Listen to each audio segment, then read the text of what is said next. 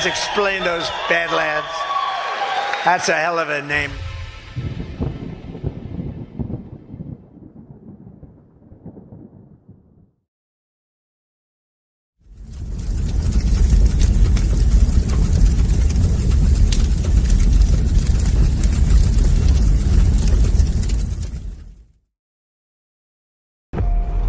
We were sleeping. I've been sleeping. I've been turning away from a truth I wanted not to face. There is a wound that won't heal at the center of the galaxy. There is a darkness reaching like rust into everything around us. We let it grow, and now it's here. How many men have you killed, Malone? I don't know. 50? 100? Countless. Countless has a nice ring to it. And how many lives have you saved? 500,000. Population of King's Landing. Tell me if your precious Randy commanded you to kill your own father and stand by while thousands of men, women, children burned alive, would you have done it? Would you have kept your oath then? Our time has come. We prepared. We grew stronger. While you rested in your cradle of power, you were trusted to lead the Republic. But you were deceived. You assumed no force could challenge you. And now, finally, we have returned. The visions are clear now. I see possible futures all at once. Our enemies are all around us. And in so many futures they prevail. But I do see a way.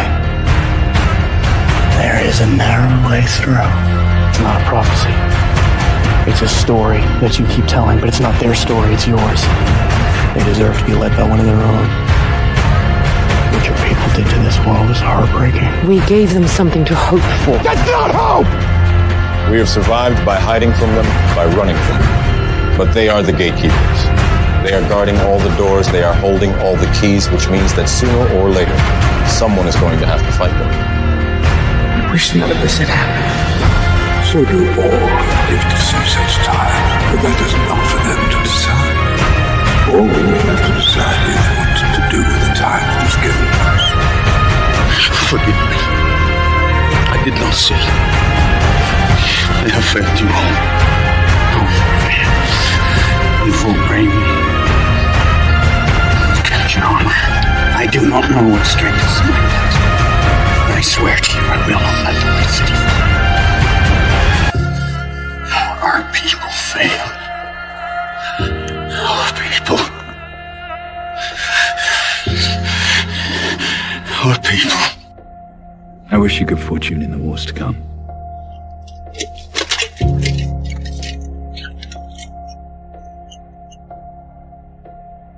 And now it begins.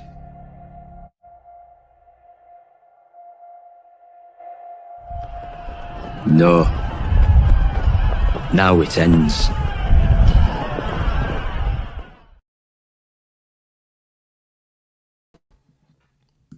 What's up, guys? Welcome to The Narrative, episode 51, which is kind of an odd number. Not sure how I feel about it. 51, Dueling Disclosures. And Brad put a period after disclosures, which is upsetting me. So there's two things off the rip that are upsetting me right now. 51, just, I don't know, kind of a lame number. Can't do anything about that. A period after the title. He was taking me too literally. When I sent him a quote, in quotes, the title of the show, I put a period in it because I was ending a statement to him, not because I wanted the period in the title. So, not as much of a disaster as the opening of last week's show, but disastrous nonetheless. But nevertheless, she persisted, as will I. It's 7-7. Never say I don't do anything for you filthy animals. The Patriots are playing right now, and I turned my TV off, which is right over there, because the bread and circus can't distract me from whatever it is I'm going to talk about tonight. And tonight I've got a broad framework of things we're going to discuss. My guest just raided the stream. How is that even possible? Is he late for this show because he was doing his own show? Is that even legal? Oh my god. The betrayals are just mounting. First Brad, now Jordan. I don't know what's happening with my facial hair. That'll be relevant with one of our sponsors. Anyways, it's all going to be fine. We're going to get through it. Somebody in chat is going to keep me updated with the score. I saw the Broncos lost. That's good for the Patriots. Tonight, dueling disclosures. This is a subject I've discussed before, probably mostly with Chris Paul. The idea that I often frame it as disclosures masquerading as discovery.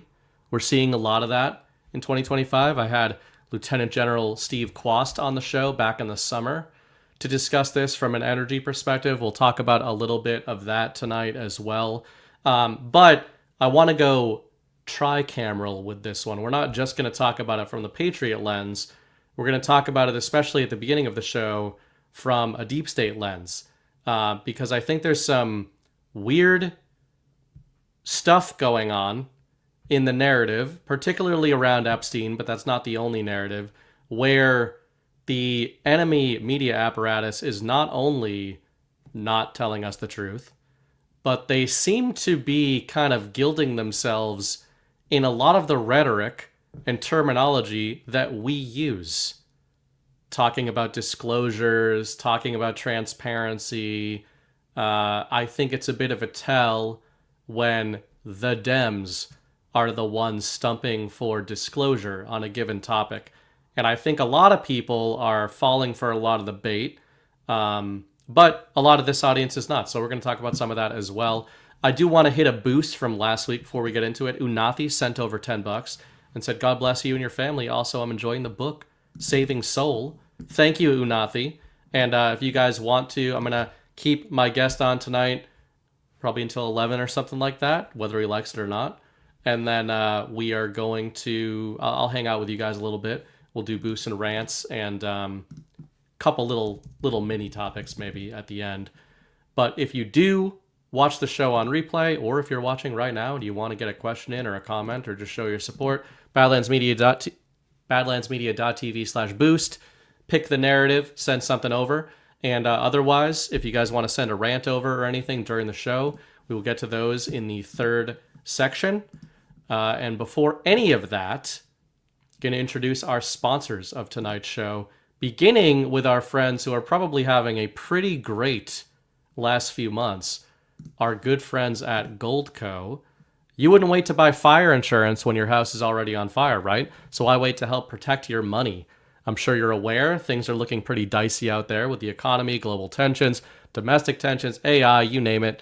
Are you surprised that gold just hit another record high and the price of silver is surging? I actually saw that the ratio is at multi-year lows, which is good. Are people finally waking up to reality? That's why we have partnered with the award-winning company Goldco. They can help you safeguard your savings with precious metals. They make the process incredibly easy. If you're ready to help protect everything you worked hard for, go to badlandsgold.com. You'll get Goldco's free 2025 gold and silver kit. You could qualify for up to 10% in free bonus silver.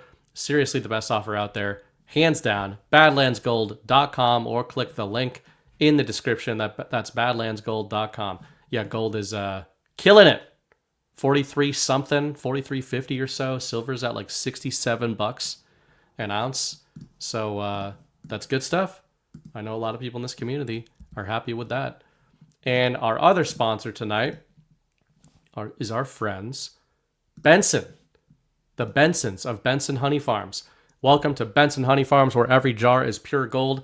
Benson's Honey is excited to be back on Badlands with their latest 2025 honey harvest straight from the farm in Nebraska, where they've been busy working to improve state politics from the ground up, but they never forgot the importance of sharing the best honey around. Did you know honey isn't just a sweet treat? It's nature's medicine, perfect for alleviating allergies, soothing upset stomachs, or as a delicious natural sweetener for baking. Benson honey is never heated, ensuring you receive it in its pure raw form, full of natural goodness. At Benson Honey Farms, quality and purity is top priority. They're committed to providing the finest honey from hive to home. Join the supportive community and enjoy a special offer. Visit badlandsmedia.tv/honey. Use the promo code Badlands for 15% off your purchase. That's Badlands. That's badlandsmedia.tv/honey. Promo code Badlands, 15% off. Benson Honey Farms, savor the authentic taste of Nebraska and support an America First business. You can also follow them on Facebook at Benson Honey Farms. All right. I guess I'll bring my guest on, although I could stretch it a bit. Watch the existential dread build up as the narrative bylaws states that intro time does not count as guest time. All guests de facto agree to these terms, just like we de facto agree to be ruled by satanic pedophiles by engaging in the very election system that codifies their mandate to rule us from on high. Similar deep state kind of framework is how I have built this show. But I guess I'll bring him on anyway. What's up, Jordan? Okay, let me just say a few things. I am ready to get ruled by a satanic pedophile until 11 p.m. Eastern. What the hell is on your Eastern. face, by the way? Eastern time. Just to be clear. Oh, we can go till GMT, UTC, bro. All right. London time. Indeed. Excuse me. I just got done with my own Clickbait of the Week show, so yeah. I'm a little toasty right now, and I'm ready. I'm ready for whatever this conversation brings. Also, I just tried to rant you, and it didn't go through. I saw the raid. You tried to rant or raid? Rant. No, I raided this channel, so a bunch of my people came over. But I tried to send a rant. What did it say? I clicked the button, and it didn't show up. Is this the Rumble deep state? All right, guys, I think the only way to prove or disprove this is for everybody to send a nominal fee of around $100 all at once and see if the rants work. Or $5. Just don't do that dollar stuff. That's, it loses its value before we even get. Just don't tell G Money. Yeah, we immediately converted into sats. All right, man. Yeah, Toasty. I didn't know which direction to go in for the show. I'm drinking a coffee right now. I was having an old-fashioned earlier, as you do on a Sunday or a Monday, Tuesday, Wednesday. Pretty much any day if you're Any Irish. day that ends in Y. That's true. I could re-pivot to an old-fashioned if my wench of a wife knew how to make them to the same degree I do, but she probably doesn't. She's probably not even watching right now, which is probably good for my marriage. All right, Gondolin was an inside job. EC was here, sent a rant over. It was an inside job. That's true. Apparently the rant worked, but we only know that it's working for you, EC. We actually don't know that it's working for every single other person. So, EC, you need to send for everybody that nominal fee. That's true. Oh, Texas Tanya. Merry Christmas. Merry Christmas. Merry Christmas for you, too. By the way, right. I was out of mixer, right? I didn't have anything to mix with. So I had 2 apples and I had a juicer. All right, and I juiced those 2 apples. Let me tell you, fresh pressed apple juice with a little bit of it is vodka, Sovereign Alliance beverage, by the way, Russian. That's true. Delicious. Geez, we should just make baseless claims that there's technological issues every night, because Snapcake said the Eagle has landed. Best Nanivir said, "Does this work?" for $10. I'm not sure. You might have to bang on it a few more tens in there. Steph Asia sent $1 to bug me. I have an idea. Let's claim that some French legionnaires are trying to assassinate us. Oh, that's true. That's the new thing, right? We'll get a few rants for that one. Let's claim that there were some shots fired at the front of our property and that our security team made a statement to the police about it. that the police don't know about, right? That apparently the police can't verify because our security team didn't want to hand over the purported footage to the cops, but Right. Yeah, well, we could talk about some of that too. Eleanor, before we get into the show, Eleanor 2000 sent over a Merry Christmas for $10. Thank you guys. And again, any rants that come through, I'll get to them toward the end. Unless they're like relevant to something we're talking about, I will try to keep an eye on things and grab something if it's good, or if it's really stupid and worthy of talking about because it's stupid. But anyway, the kind of point of this show tonight, I called it Dueling Disclosures.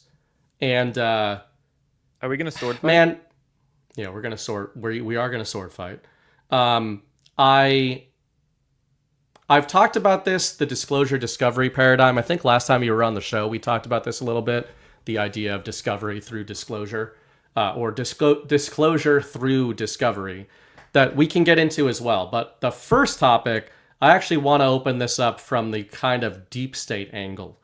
The reason I've called it Dueling Disclosures is I think there's plenty going on the Patriot side of the equation when it comes to disclosure, when it comes to the narratives around disclosures. But I think the deep state media, the kind of protectorate media, they're deploying some really weird narratives and tactics in the battle space, I find, in the second half of 2025, and especially lately, where they don't seem to me to just be doing their old thing of saying mean things about Trump and MAGA and like hoping everybody believes it. They seem to be running some deeper layer ops, narrative ops, and they seem to be running in parallel with a lot of stuff the truth community has been talking about for years. And I guess to open it up, the first big topic that, everyone talks about a lot nowadays, I think is most relevant to this, which is the Epstein narrative. I mean, over the weekend was it yesterday? We got this new trove, Friday, Saturday, we got this new trove of images and data and files and all this kind of stuff from the Trump DOJ. And I don't know how much of that you've gone into, but you're free to tell us about that. I've read as much of it as I can. But besides, so first of all, what's your take on what we did get this weekend compared to what we did have? Is there did a whiteboard? It look like that? What you read? Yes, it looked something like that. So before we get into the next question, just deep state aside, everything aside, what do you think about what we were told this weekend about the Epstein stuff by the DOJ specifically? It was what I was expecting. I was expecting a good amount of it to be redacted, and some of those redactions, in my opinion, are warranted. You want to protect innocent witnesses. You want to protect people who have really nothing to do or that were victims in the Epstein network. But also some of those redactions could be questionable, very much so. But going back a few months I want to highlight that Epstein survivor press conference that Thomas Massey, Representative Ro Khanna, Marjorie Taylor Greene was there. All of that happened, I believe, the beginning of September. That Epstein survivor press conference, when you look into that they conducted on the steps of the Capitol in Washington, D.C., when you look into who set that up, the branding, the names of the NGOs that were on the stage, all of the accounts that were sharing it, the Instagram accounts that got set up that looked grassroots to promote it. One of those NGOs went by the name of World Without Exploitation. World Without Exploitation is a project of another NGO called the Tides Foundation. I've heard of that one. The Tides Foundation has gotten over the past few years tens of millions of dollars from George Soros, from the Rockefellers, from questionable names, obviously. Another one of those, there was another NGO, the name escapes my mind right now, but basically you had all these questionable NGOs setting up that Epstein survivor press conference. And you also had this video go viral. You said Massey was involved in that press conference? Was he involved in setting it up? Well, he was at least there as one of the main MCs on the microphone. Performing. Yep. Right. And hold on. In fact, I'm going to bring up a Substack article I did on this because it has the details. But essentially, this press conference was very suspicious. And to me, it looks like you also had this video go viral about 2 or 3 weeks ago of all the Epstein survivors with this black background, and they were telling their stories of, they were holding up pictures of them when they were 14 about when they got trafficked by Epstein. Yeah. Basically, what it looks like is that the whole topic of Epstein disclosures and many of these victims are being used by the establishment as a political op. And to me, at least, what a great, from a narrative warfare standpoint, what a great topic to use as a political attack vector against Trump would be the idea of elite human trafficking. Because you can't argue with it. Yeah, of course, we want justice for the victims. Yes, of course, we want disclosures. You can't argue with that. But you can use it as a political op because, of course, we've seen how much that different influencers or the mainstream media or these NGOs have been trying to rope Trump into it and blame Trump. Orange man bad. Trump's trying to cover up the files. Trump is involved in them. There are all kinds of different narratives about Trump they're trying to rope into this. But at the end of the day, just the basic question to undermine all of those attack vectors is, why would Trump have had Epstein arrested in the first place if he was anyway involved in his criminal activities? Yeah. Just basically that. Yeah, well, it is such a nuanced topic, and I think we're the only place that's having these kind of discussions about it. Like, I find that if you're, like, I say sometimes as anecdotes on this show, I've got my normie feed where, I used to be in the sports media. So all those people are basically like leftist retards, central narrative retards. And this is the only thing that they really talk about lately is this stuff as it relates to Trump and everything. They've kind of stopped on all the Nazi stuff. They've stopped on the racist. They know nobody gives a shit about that. But the reason I think this is such an interesting narrative, besides the fact that Epstein's such a huge name in the truth community and from the Q drops, etc., is if you do talk to plugged in lefties who are kind of involved on that side of the culture war or the info war, they do sense blood here. They smell blood. Like, they are grabbing on to the Epstein narrative. And I think you hit on something there when you said, what better kind of vector, what better narrative to go after Trump and by extension, all of us, MAGA and the truth community with, than the whole elite trafficking angle. Because they kind of get to do two things with this sort of narrative. They get to assert something really bad about Trump, but I think the larger op is they get to attempt to assert hypocrisy on all the supporters of Trump, all the truthers, and again, one of the words in the intro here, dueling disclosures. That's what I mean by this. When I use the word disclosure in this episode, and part of what I want to talk about tonight is not that, or rather is maybe deprogramming us to use the word disclosure as synonymous with factual or truth. Because there are clearly disclosures being made by various parties, including what you just referenced in that press conference. You could call that press conference disclosure, right? That's certainly what they sold it as.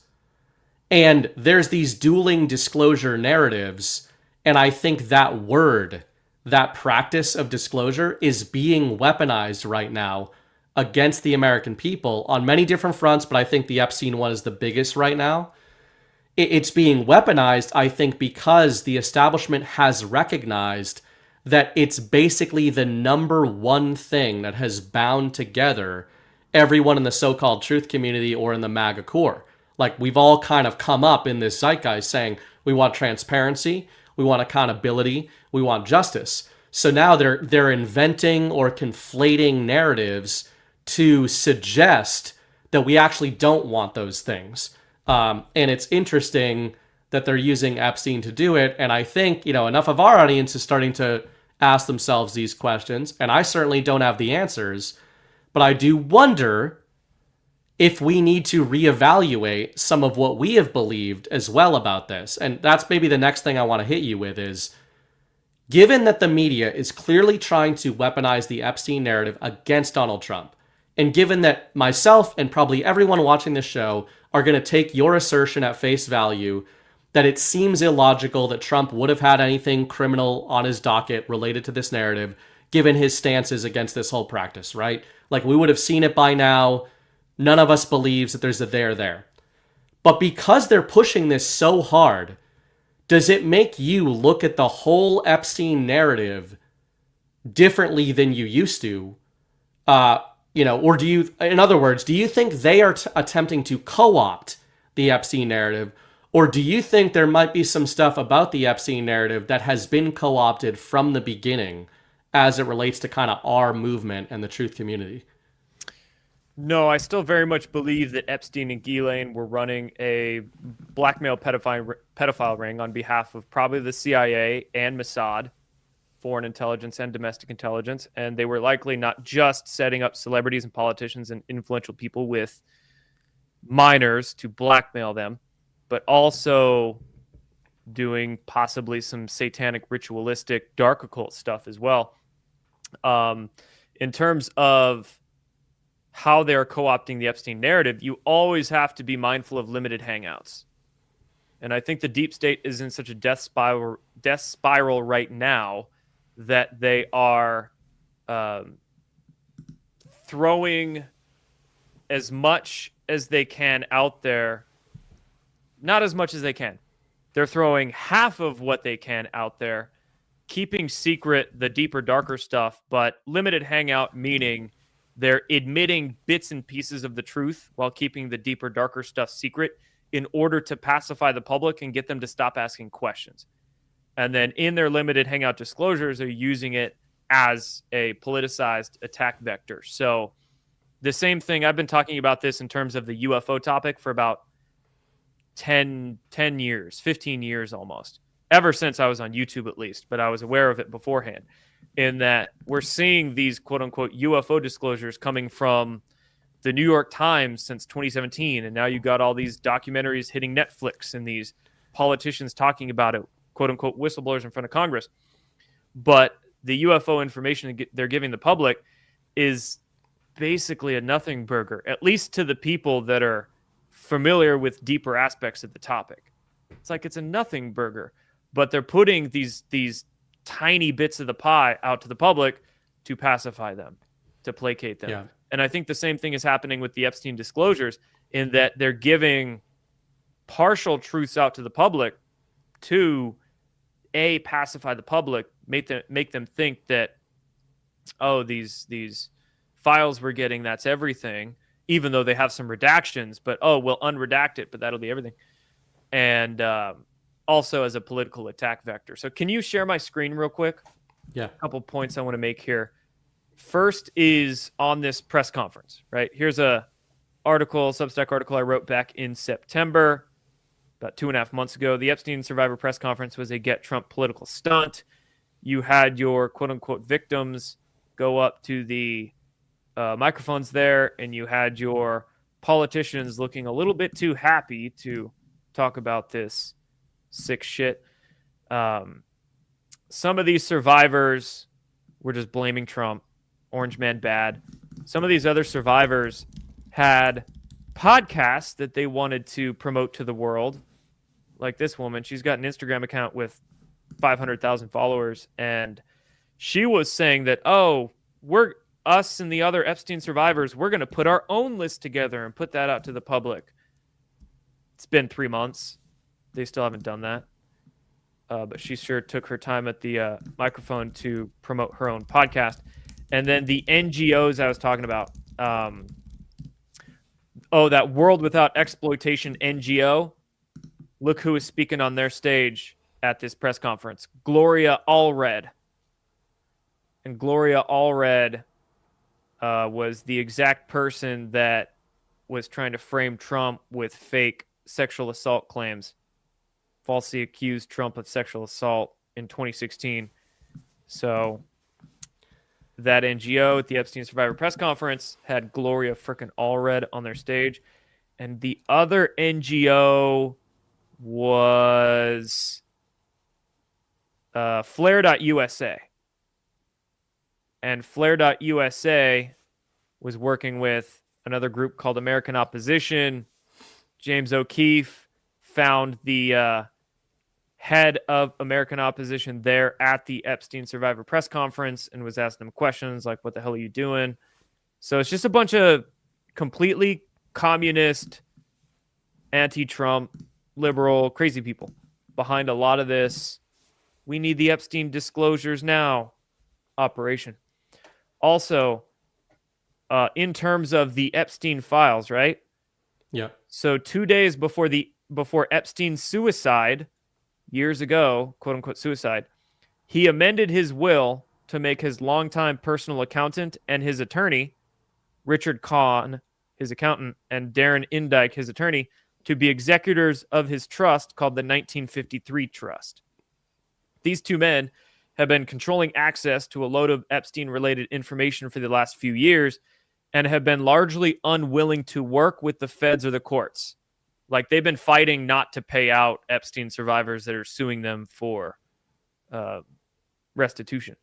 Although recently, it looks like these two men have been opening up the Epstein data vault, the Epstein estate information, because within the past few months, we've had a lot of Epstein file leaks to the media, like that Wall Street Journal birthday letter. They claim Trump wrote Epstein a birthday letter. Wall Street Journal reported on a few months back. We've got a bunch of new Epstein emails that were released to the media about a month ago. And we have these new Epstein Island images being released to House Democrats. A lot of these Epstein estate files are being released to House Democrats. So it appears that the executors of Epstein's estate, Kahn and Indyke, are only giving superfluous data to sources that will spin it into Orange Man bad propaganda. And my point that I made here was much of the release the files talk we've been seeing from the mainstream and alternative media are not calls for genuine disclosure and justice, but political attacks and information warfare wrapped in virtue signaling.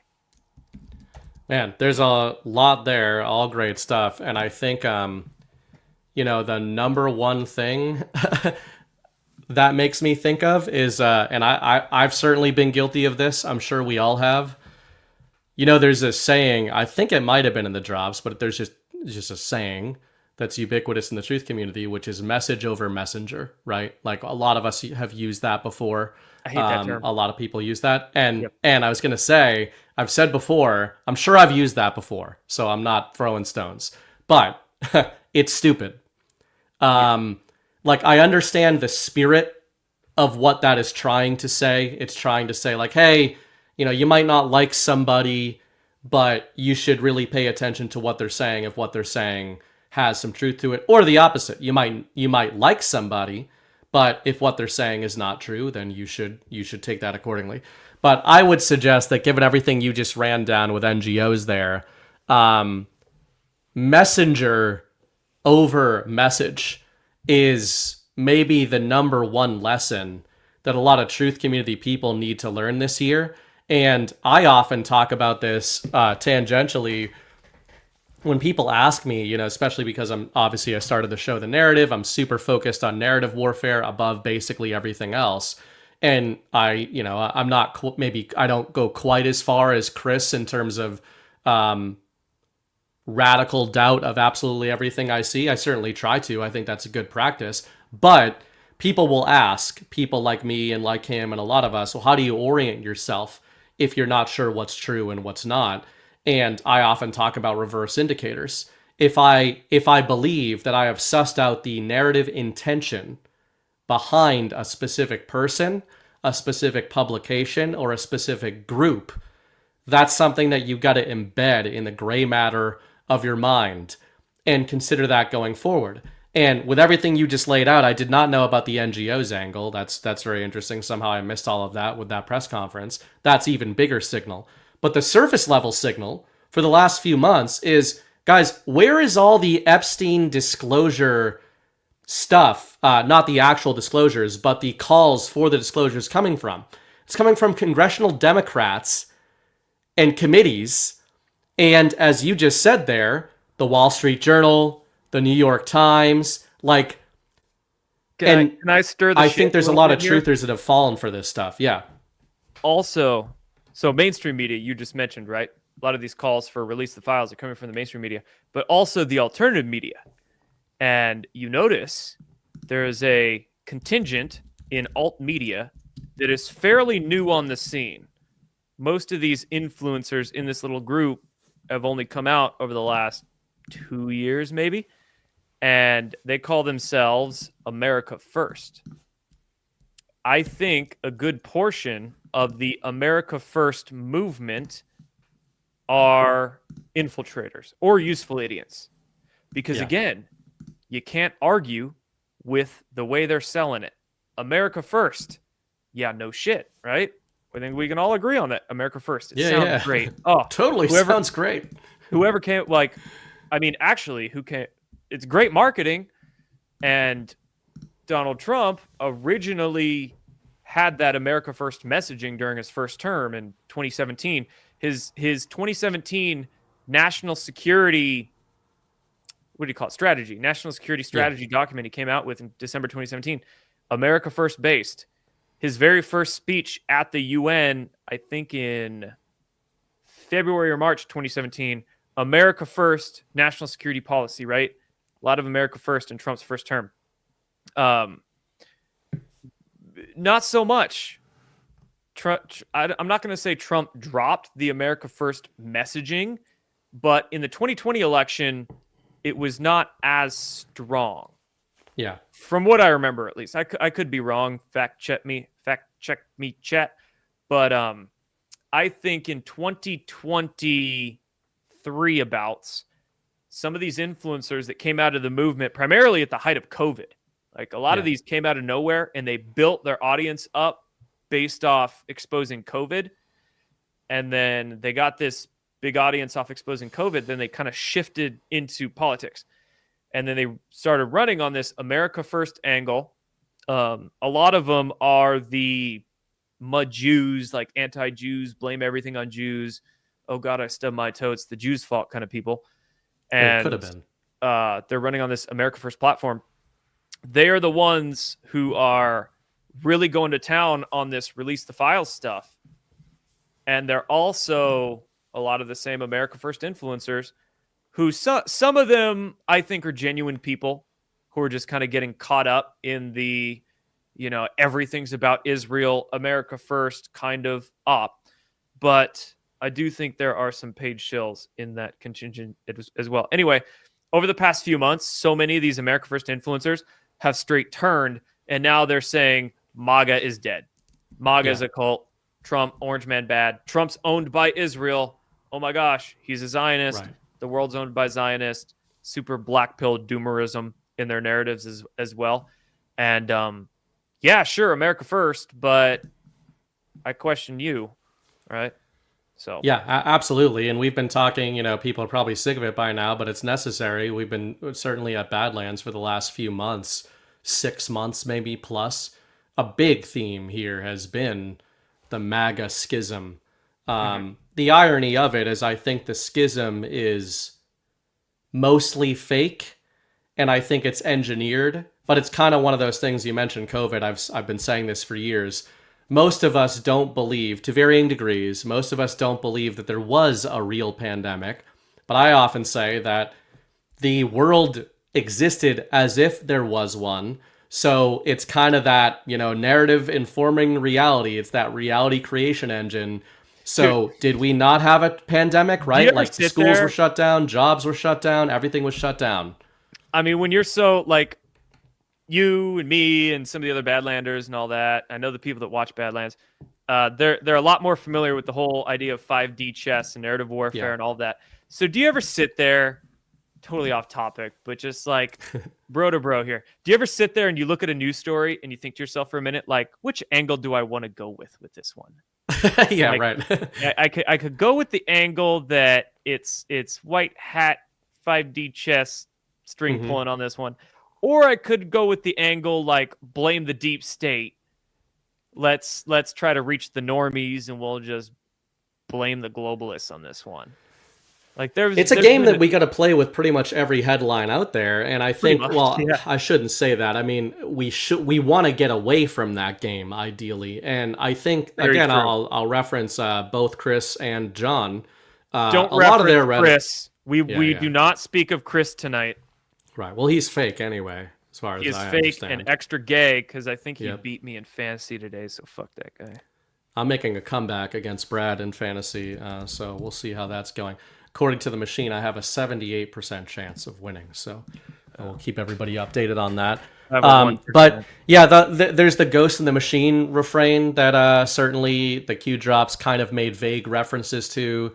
I've played with that. I do think I used to play more with the idea that like there are embedded good guy narrative engineers within the mainstream media industrial complex.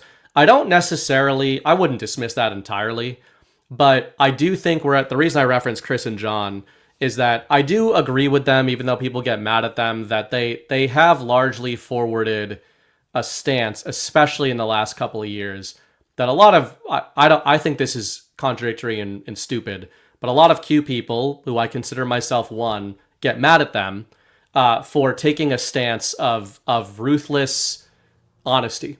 Right? And through that kind of stance, I think that it's less likely Patriots are playing now in 2025 as many narrative games as maybe they were playing back when the levers of power were under more dispute.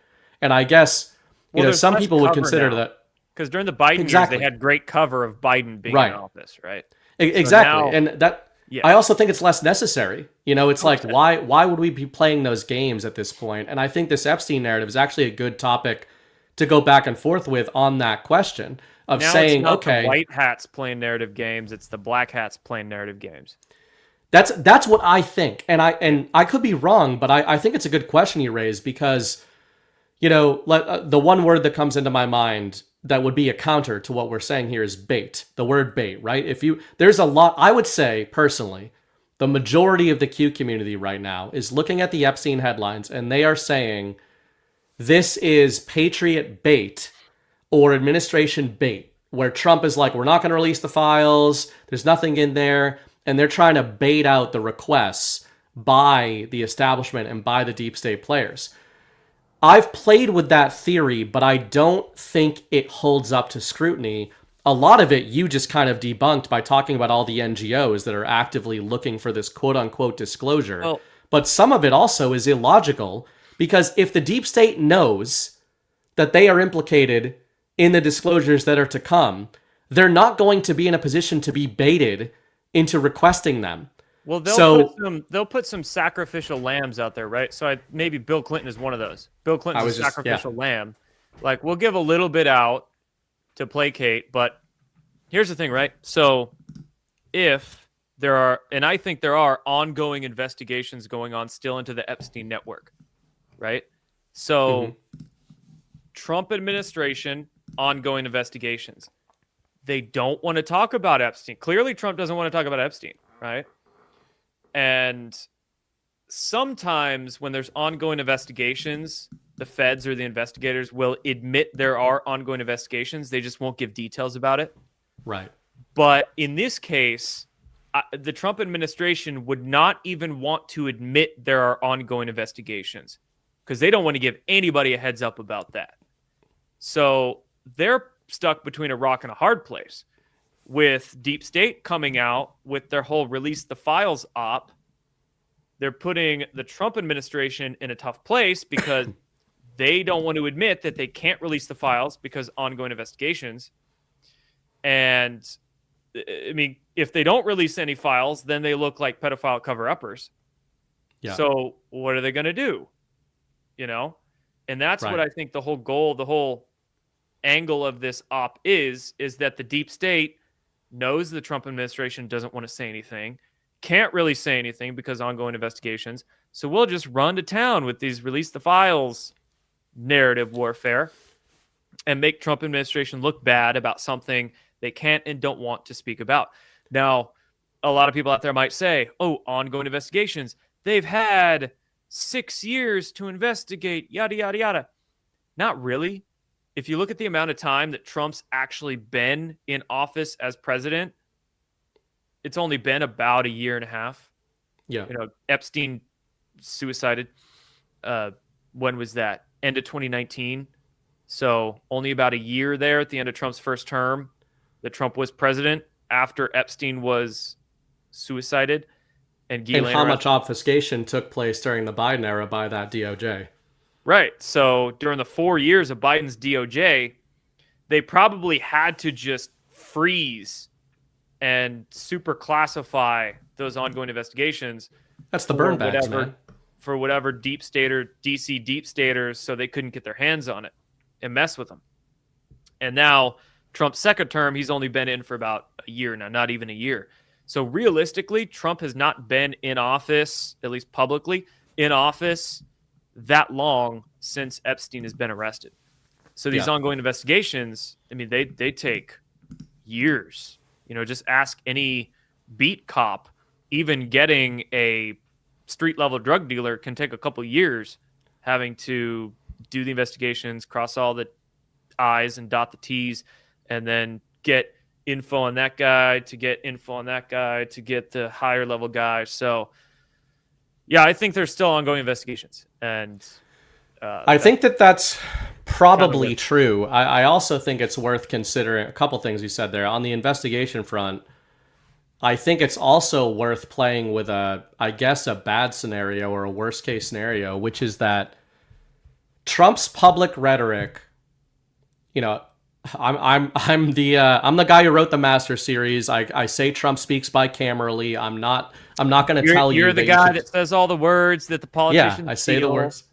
Anna Paulina, I wouldn't call them politicians. I'd call them actors. Influencers. Yeah, congressional influencers. We'll get to that later. Honeypots. But my point is that I'm not going to argue with people and say that every single thing Donald Trump says you should take at face value. I've been one of the main people saying that you can't always take it at face value. Oh, dude, he posted an AI medbed video like a month ago. Of course, of course you can't take what he says at face value. So I think he's still signal. I think it's interesting to engage in what he says, because even when he's saying stuff that is ridiculous or a misdirect, there's a reason for it, and we can largely guess at it. But the way he's handling the Epstein narrative that we've talked about this year is interesting in light of what you were just talking about. He's not just ignoring it. He's calling it a Democrat hoax. And I think a lot of people in this audience, they dismiss that because they're like, well, maybe what you just said. Maybe there's ongoing investigations. Maybe he's trying to bait things out. I think that's possible. I also think it's worth engaging with a different reading of that. What if Trump and team know that the investigations have been so toxic and tainted with false evidence and information, up to and including victims? When you mentioned the press conference there, we haven't just seen it out of the press conference. We've seen other examples of this. I don't want to speak ill of the dead, but that Virginia Giuffre thing where she was like crowdfunding based on, to be very, very generous, highly suspect claims being made about other situations in her life. Claims of being all kinds of claims were going on in Virginia's life, and she was crowdfunding off of those claims. A lot of these other Epstein victims have been crowdfunding off various aspects of this. A lot of them have been appearing at Democrat-led, NGO-funded press conferences, which are really another way of saying marketing events for this narrative. Now, given that, let's just assume that these people actually were somehow victimized. I'm not claiming that they're fake victims, by the way. I'm saying if the victims have been co-opted to such a degree that they are willing to take paychecks for marketing campaigns against the Donald Trump Department of Justice and the Trump administration. What else? And you just mentioned these lawyers that have access to Epstein's actual files. What, is there a potential reading of Trump saying this is a Democrat hoax, wherein he is not saying that Epstein was not running this operation, but they're maybe trying to tell us this shit is so toxic and poisonous at this point that there is no way we can navigate it, because even the victims of Epstein are being paid by people in the political world as part of this whole thing. This might be the sort of web in this specific narrative that they're like, you're not going to get what you wanted. And one more point on it would be, John has been mentioning this for like a year.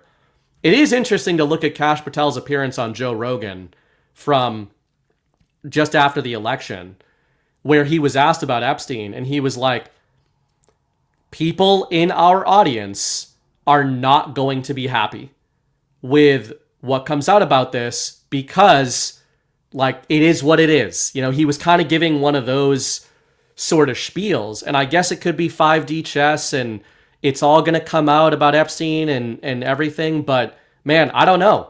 I don't know if it is. I wonder if, you mentioned they burned Bill Clinton, they got his publicists out there going against the Trump administration. Like, the ducks have lined up to this point where it seems like the enemy believes, at least, that they've got the Epstein narrative working for them right now. And if they knew that the investigation was eventually going to go against all of them, I don't know that they would be taking that stance. Also, from a Trump administration standpoint, would it not be more strategic for them to hold some of that Epstein information close to them so they could use that to blackmail the blackmailers? So, case in point, Bill Gates, for instance, these kinds of people, Bill Gates, others that had been on the Lolita Express or to Epstein's Island, they had previously been blackmailed by Epstein, Ghislaine, CIA, Mossad, whatever, for dark agendas. With Trump coming in and arresting Ghislaine and Epstein and taking ownership, getting access to that blackmail material, why not then use that against those people, but for better agenda, for good guy, white hat, what have you agendas? Why give that up? I find it interesting that right after Bill Gates recently-ish, some point this year, he went to the White House and he met with Trump. And then right after that, he dropped all his climate change bullshit and he started going right into nuclear. Yeah. Bill Gates started going hard promoting nuclear. He had been before, but not as fervently. Right after he met with Trump, he dropped climate change. Yep. And he went like full bore, wrote a big article on his personal website and blog and everything. Nuclear's the future. Yep. And I think the same could be said with some of these other people, is that they're being blackmailed back now, or they're still being blackmailed, but for a different agenda at this point. Yeah. So not only ongoing investigations, but also, to your point, how compromised some of this stuff could be, right? Because these victims, to your point as well, these victims are so vulnerable. They're so vulnerable. And you can imagine they want to get their story out there so bad and see justice so bad that any group or any NGO or any whoever that comes by and says, hey, we can get you in front of a podium, we can get your story out there, you just have to sign this NDA or sign this document, and we'll financially support you and everything. They're going to be like, yes, absolutely. It's so cathartic to them.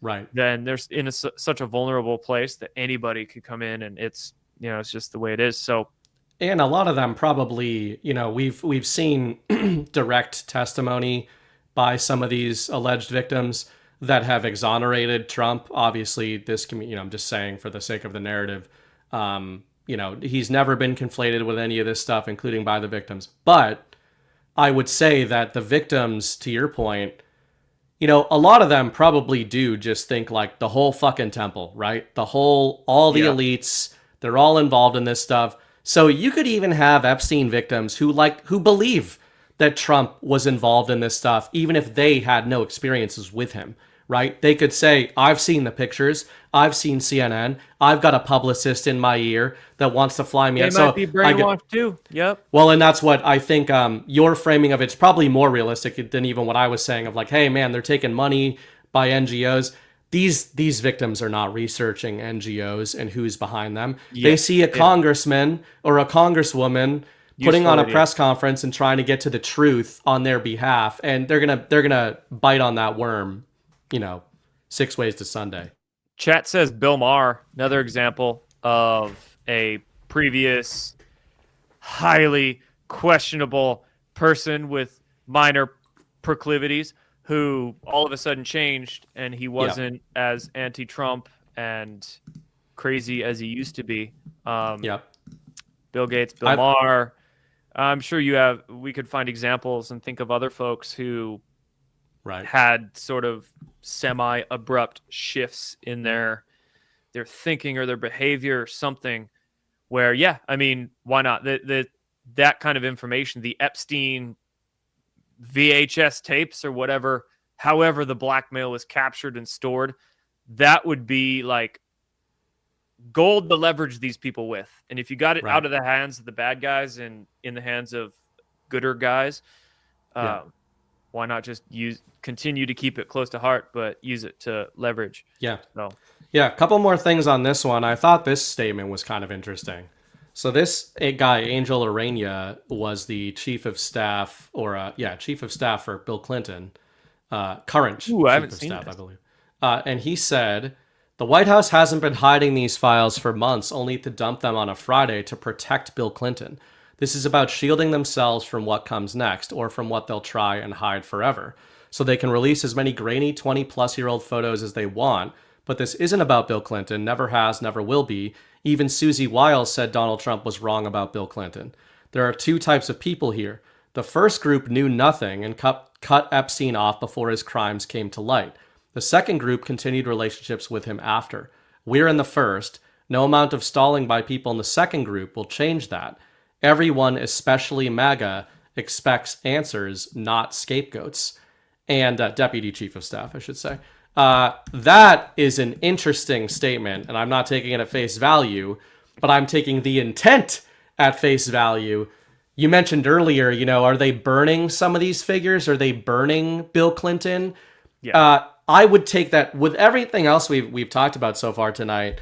That's ultimately why I refer to the Overton's goalpost refrain of saying it is ultimately a good thing that you're seeing posts like this and that you're seeing Bill Clinton publicists come out and be like, no, I had nothing to do with it. You saw a Politico headline the other day that mentioned, you just mentioned Bill Gates, mentioned Bill Gates, mentioned Bill Clinton, mentioned Donald Trump, right? So it's annoying what they're trying to do with Trump, but I guess the good thing is they are now burning a lot of this capital. But what's funny is buried in that statement, it's kind of funny because it's entirely possible that what he's saying is true, just not necessarily about Bill Clinton.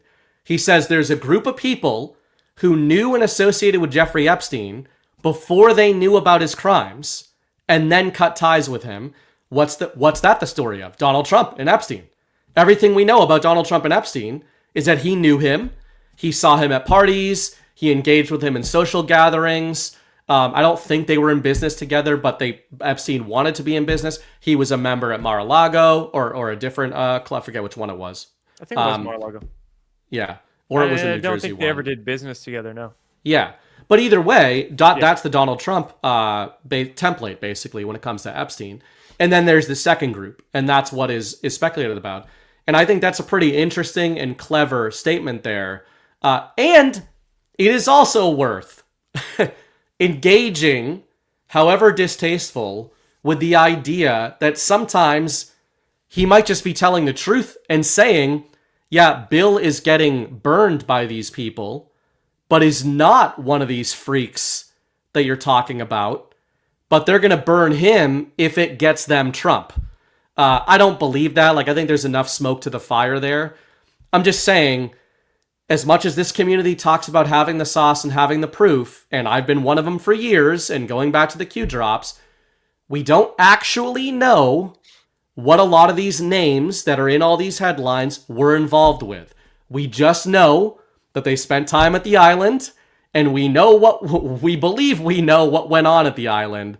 So it's just possible that some of these names that we call deep state and that might be deep state are also names they're just willing to burn, even if they don't actually have anything on them. Like if they have as much on Clinton as they have on Trump. From a distance, we're looking at a forest. We see smoke from the distance. We know there's fire over there, but we don't know which exact trees are burning. That's a good way to put it. Yeah. Yeah, and I guess to wrap this topic up, I'll put maybe a white pill on this. And this goes to what I was saying about it is worth engaging with Trump calling this a hoax at face value. I'm not saying that's how we should take it, but it is worth engaging with that. And I don't think enough people do in this community. They assume he's playing 5D chess. It is entirely possible he is being honest about being angry about the Democrat Epstein hoax. And I'll just show a couple of headlines here of the potential why. Why would he be angry if he's telling the truth? If I do think it was a blackmail ring. I think you're right. I think we know enough to know that's what was going on. My point is, the Q community and the truth community assumes that, including myself in the past, there were satanic rituals with these elites and these children are being sacrificed. All this crazy shit's happening on the island, right? And maybe that was going on, maybe it wasn't. But why does Trump say he's pissed about these narratives? Here's an example. Look at the headlines hitting in the last couple of weeks alone. And this has been all year. Tom Homan, the border czar, says 62,000 illegally smuggled children have been rescued so far. We've got this from the 15th. The FBI is hunting down members of the 764 network. Dan Bongino, one of his last official statements as in the FBI was about the 764 network they've been going after. This is I've been looking into. Can I say something real quick? Yeah. Speaking of that America First contingent I was ranting on earlier, there's a couple certain America First tangent influencers. I don't want to say names here. One is a quote unquote former FBI, claims he's a good guy now. There are a couple of folks that attack Dan Bongino and Kash Patel all the time. These quote unquote America First, quote unquote ex FBI whistleblower people, they've claimed the 764 network doesn't exist, and it's a figment of people's imagination. And interesting. It's Kyle Seraphin. Oh my God. So, sorry. Well, for anybody who's not aware of this, the reason I thought this 764 thing was interesting, first of all, Bongino, was bringing it up, but I had never come across them until this month. The FBI is making it a big point. The DOJ currently is making it a big point to talk about them. Yeah, I've done some research online. Well, and pretty fucking heinous. Yeah. Yeah, like grooming would put it mildly. We see some of these networks that appear small, like your, average run-of-the-mill pedo in some basement is running in these things. Yeah, but then you wonder, pedo. Yeah, then you wonder how these smaller networks and your run-of-the-mill pedo might actually connect, not in 10 degrees of separation, but maybe just like 2 degrees of separation to your elite pedophiles, your Hillary Clintons, Epsteins, etc. Yeah, that's a great way to put it, and that's why I think this is so interesting. Because this 7-6, and here's the thing I want to. Where is it? Is it? Yeah, I need some Tamarack Garden elderberry for that cough. I'm sorry, guys.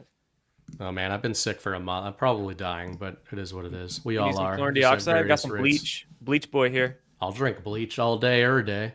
So this is what I found interesting in this 764 cult. So for anybody who's not aware of this, the FBI is hunting down members of the 764 network. So this is a criminal network. As Jordan said, it's a grooming network, etc. They look for children to exploit. They blackmail people, all this kind of stuff, right? But there's little bits of signal in here that point to something darker. First of all, they essentially operate as a cult.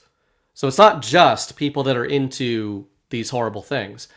These are people that have some of that satanic leaning, right? And then another thing here. So, for example, these networks use threats, blackmail, and manipulation to coerce or extort victims into producing, sharing, or live streaming acts of self-harm. All right, so that's like run-of-the-mill, right? Animal cruelty, sexually explicit acts, and or suicide. So this is a network that will get into, like, will blackmail somebody into committing a horrific crime, which is not something we talk about a lot. And then I found this interesting. In a December 12th FBI podcast, Special Agent Abby Boccaccio, who oversees specialized child sexual exploitation investigations, said the members of violent online networks get their victims to engage in horrific activities because of, quote, their underlying desire to sow chaos. Essentially, they want to target the most vulnerable populations, and in doing so, they hope to bring down the fabric of society, whether or not they actually have the ability to do that. And now, the reason I think that's interesting, I want your take on it. You know, you've done a lot of research into the occult as well. This is the FBI this year, and the DOJ has mostly been talking about the exploitation of migrant children, all the children they've been finding, all the arrests they've been making, all of which I think is huge signal. But man, this is the first time I'm seeing them say, we're going after a cult of groomers who are trying to sow division and chaos in society to bring it down. That looks a lot like Kabbalists and Satanists. Are you saying they're using 764, which is real, but they're using 764 as the symbolism for Epstein, Hillary Clinton, deep state, Illuminati? I think put this the is name where Illuminati in place of 764, and that exact article says the same thing.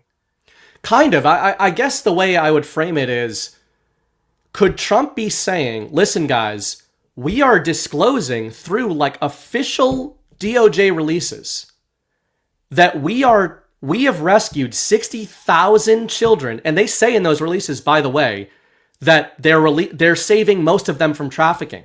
Tens of thousands of kids rescued from trafficking this year. And then now they're doubling down in December and saying, oh, by the way, one of the main networks that has been exploiting these kids wants to sow division and chaos. The reason I think that that's seismic is that most people, when they think of your run-of-the-mill pedo, they think it's a sexual thing. They think it's creepy people involved in this kind of stuff. Now the DOJ under Trump is saying these people are not doing this because they're into it. They're doing this because they have a desire to sow chaos within society and destabilize it, which to me might connect to these elites. The 764 network is America First influencers. I mean, that's one way to look at it. But is it possible that Trump is saying, guys, the Epstein narrative is what they want you to talk about? Meanwhile, we're telling you about tens of thousands of arrests we're making in the actual network that has been running these satanic trafficking operations. Makes sense to me. Makes sense. And yeah, I mean, one more little headline. We had Christine Noem out there talking about it. Same type of thing. 130,000 unaccompanied missing children have been located in 2025. And, quote, too many of these children were exploited, trafficked, and abused. So, again, you'll see headlines of trafficking and children have been located, but they're straight up saying, yeah, these kids are the one, they're being trafficked. That was 100, how many? 130,000. 130 fucking thousand. And this is what I'm just playing devil's advocate. 500 per state. Yeah, and how many of that a day? Like, Jesus, 4,000 a day or something? My math is probably retarded. But hundreds a day. Let's do the math. Yeah, about 100 a day. Over the 100 a course day? of 4 years, I'm assuming like Biden administration, 4 years, 130,000. It's about 100. I thought she was saying 2025. Oh, that was just 1 year. Let me see. Or I'm assuming over the course of 4 years, 130,000 came into the country. But I think that Christy Noem says the Department of 300,000. Homeland Security has located over 129,000 illegal immigrant children whom the prior administration had lost track of. Oh, then yeah, that's like 350 to 400 a day. They're finding. And she's not claiming all of them were trafficked. I mean, by definition, they were. I mean, she's not claiming all of them were sex trafficked, but it says in that release that most of these kids, or a lot of them, were being sponsored by predators, and that was who they were being trafficked to, right? So their end destination after crossing the border was to a predator. Now we're getting this disclosure of 764. The reason I'm bringing up Trump calling Epstein a hoax is because isn't it sucking all the air out of the room when it's like, okay, Epstein's on this island. He's been accused by 20 women of essentially trafficking them. Nowhere have we had any direct accusations against the Epstein network of this kind of stuff. And yet, the Epstein narrative is completely taking over the news cycle. And when Trump is saying, like, motherfuckers, my DOJ has located 130,000 fucking kids. And all you motherfuckers want to talk about is Jeffrey Epstein and Bill Clinton in a hot tub with a 16-year-old. Honestly, who gives a fuck in terms of that, in that comparison? I mean, Trump's like, we're... Day, Epstein's island is shut down. It was shut down 6 years ago, right? Ghislaine Maxwell arrested. Yes, there has actually been an arrest of somebody else in the Epstein network. That was Jean-Luc Brunel. A lot of people don't realize that, but he was arrested 3 years ago, and then he also was found suicided. But he was the one that set up the modeling agency that procured victims for Epstein and Ghislaine. So all the major players that set up this whole Epstein-Ghislaine network, they've all been arrested. The island's shut down. Other islands have been shut down too.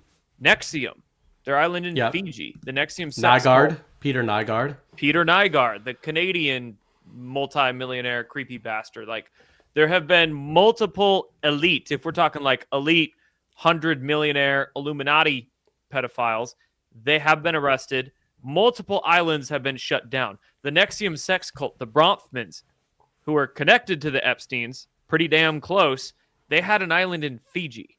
So not just Epstein, but Ghislaine, but the Jean-Luc Brunel, who had the modeling agency Ray Chandler worked at that procured for Epstein and Ghislaine, but the Bronfmans that were connected to Robert Maxwell, Ghislaine's family. Nexium sex cult shut down. Bronfmans had an island in Fiji. So yeah, there's been a lot more than people like realize right in front of their face. And this is what a lot of those hot take influencers on the interwebs these days, A, don't know about, B, don't talk about, C, maybe they don't want to talk about it. Yeah. So. Bay Theater Dave just said, has Trump been just as dismissive of Maxwell or only Epstein? Details matter.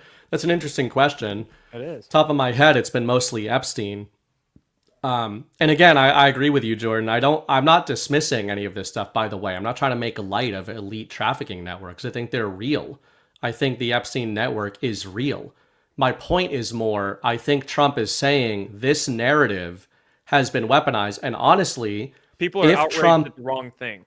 Yes. Or they're, maybe it's not even that extreme. Maybe it's more, Trump thinks people are disproportionately paying attention to the wrong angle, right? It's kind of like, okay, guys, we just told you we rescued 130,000 kids, which, by the way, guys, if you added up all the elites that have ever been to Epstein Island, what would it be? 1% of the number of arrests that have been made this year? What that means is that, here's the dark truth of it.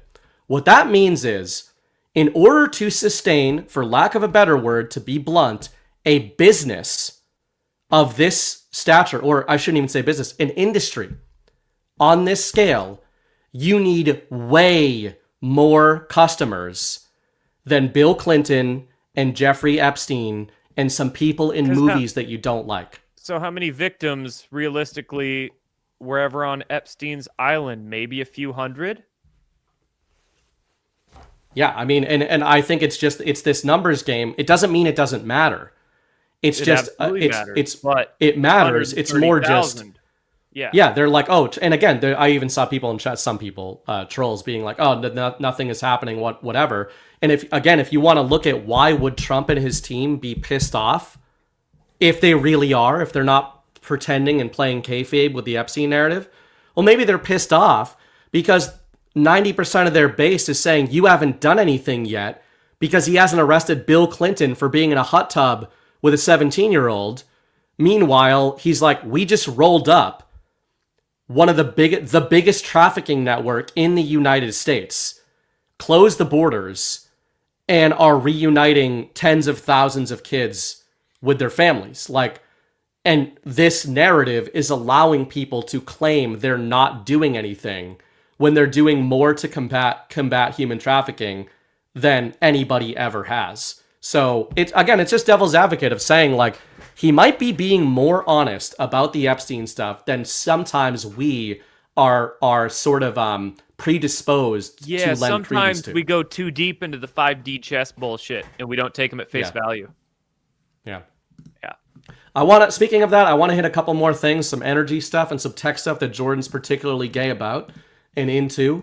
Oh, I'm so homo about it. Please tell me you have an ad, super though. Gay. I do. You have 57 seconds. No more, no less. The snake I can will be sit here in silent protest. Yep. All right, people. We are also brought to you by ourselves. Oh, and if the nothing is happening comment was sarcastic, I apologize then. That was a based comment, whoever said it. Chat's been pretty good tonight, not too trollish. All right, we're also brought to you by ourselves at Soft Disclosure. Soft Disclosure just dropped new favorites for the season. The lotion, your 5-ounce favorite, is still here. And now we've added full 11-ounce bottles. New Lavender Tea Tree Deodorant, clean, calm, and effective. New Tallow Bars, Chamomile Lemon Rose and Naked. Rich moisture that actually works. And now the lineup is complete. Beard oil in unscented and spiced vanilla. Palo lip balms, available in chamomile mint, vanilla, naked, and vanilla tangerine.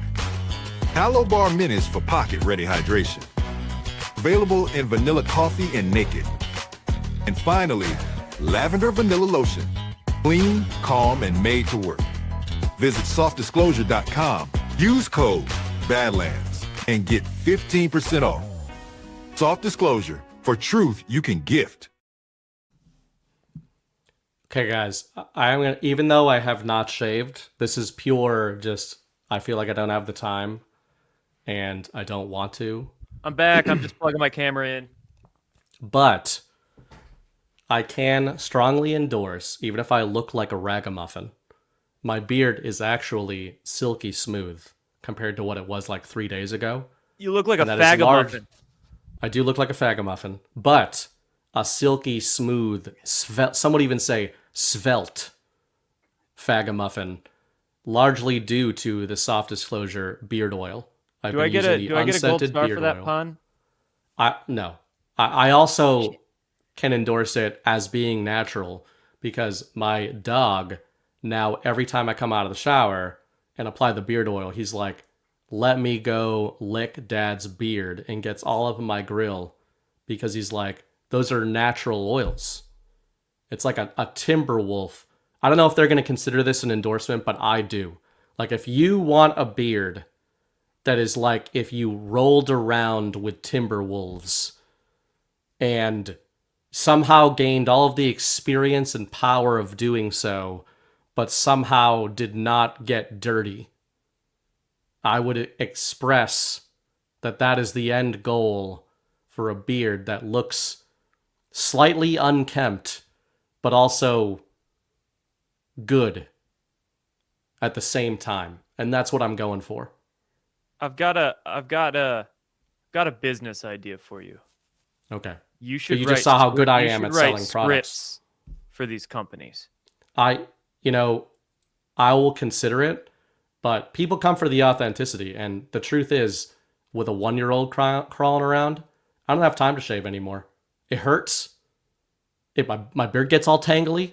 I started applying the oil in preparation to trim my beard because it was He's like not nappy, pulling on it yet? know? Like yanking No, on not it? yet. He actually is very nice with my beard. He pets it. Oh, that's good. It goes like this. So yeah, it's great stuff though. No lie. I do use beard oil. I like the unscented one. I was used to like cedar scented beard oils and stuff. They sent me the unscented one and I was like, all right, I'll try it. And now I don't think I'll go back to really like everything's unscented now. Like the deodorants are unscented. Like I'm sick of scents. Yeah. Natural pheromones, man. Get your manly pheromones out there. Yeah. And you should locate to know whether or not the beard oil is legit. If you have a timber wolf or a timber wolf adjacent animal, if they like you more after you apply it, it's a good sign. If they rip your throat out, then it's like you probably used some toxic shit. I'm still gonna steal your dog one of these days. Yeah, he's pretty great. All right, I'm gonna polish this off, and then I did grab some Japanese whiskey just because I was a little jealous. Oh, sake? No, actual whiskey. Oh, good. Yeah. Sake. They do that too. Those little fellas over there, they do all kinds of stuff on that island. Should I get onion rings or fried zucchini with my burger? We're not going back and forth on your order during the show. Actually, you know what? We can tack it on to the end. This counts as filibustering time, not guest time.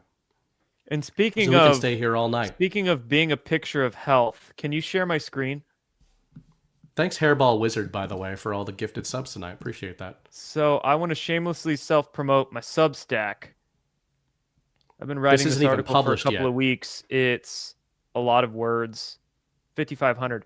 That's a paltry amount of words in the Bright household. I don't know if I've read that many words in my life, but I've wrote them over the past couple of weeks. Just tracking the Maha movement. This is what... When was I on your show last? About a month ago? 3 weeks ago? Yeah. We talked about Maha on that show. I've been tracking all the things that... All the Maha wins since RFK Jr. was put into office at HHS and Marty McCarry at FDA and all of that. There's a lot. And your conclusion is that he ain't done shit, right?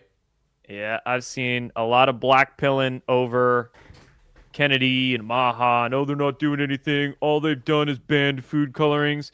No, they've done a lot more than that. I'll be publishing this in the morning. I hope you have clandestine in there because you're shitting all over him and not endorsing him. All right, I'll find another. No.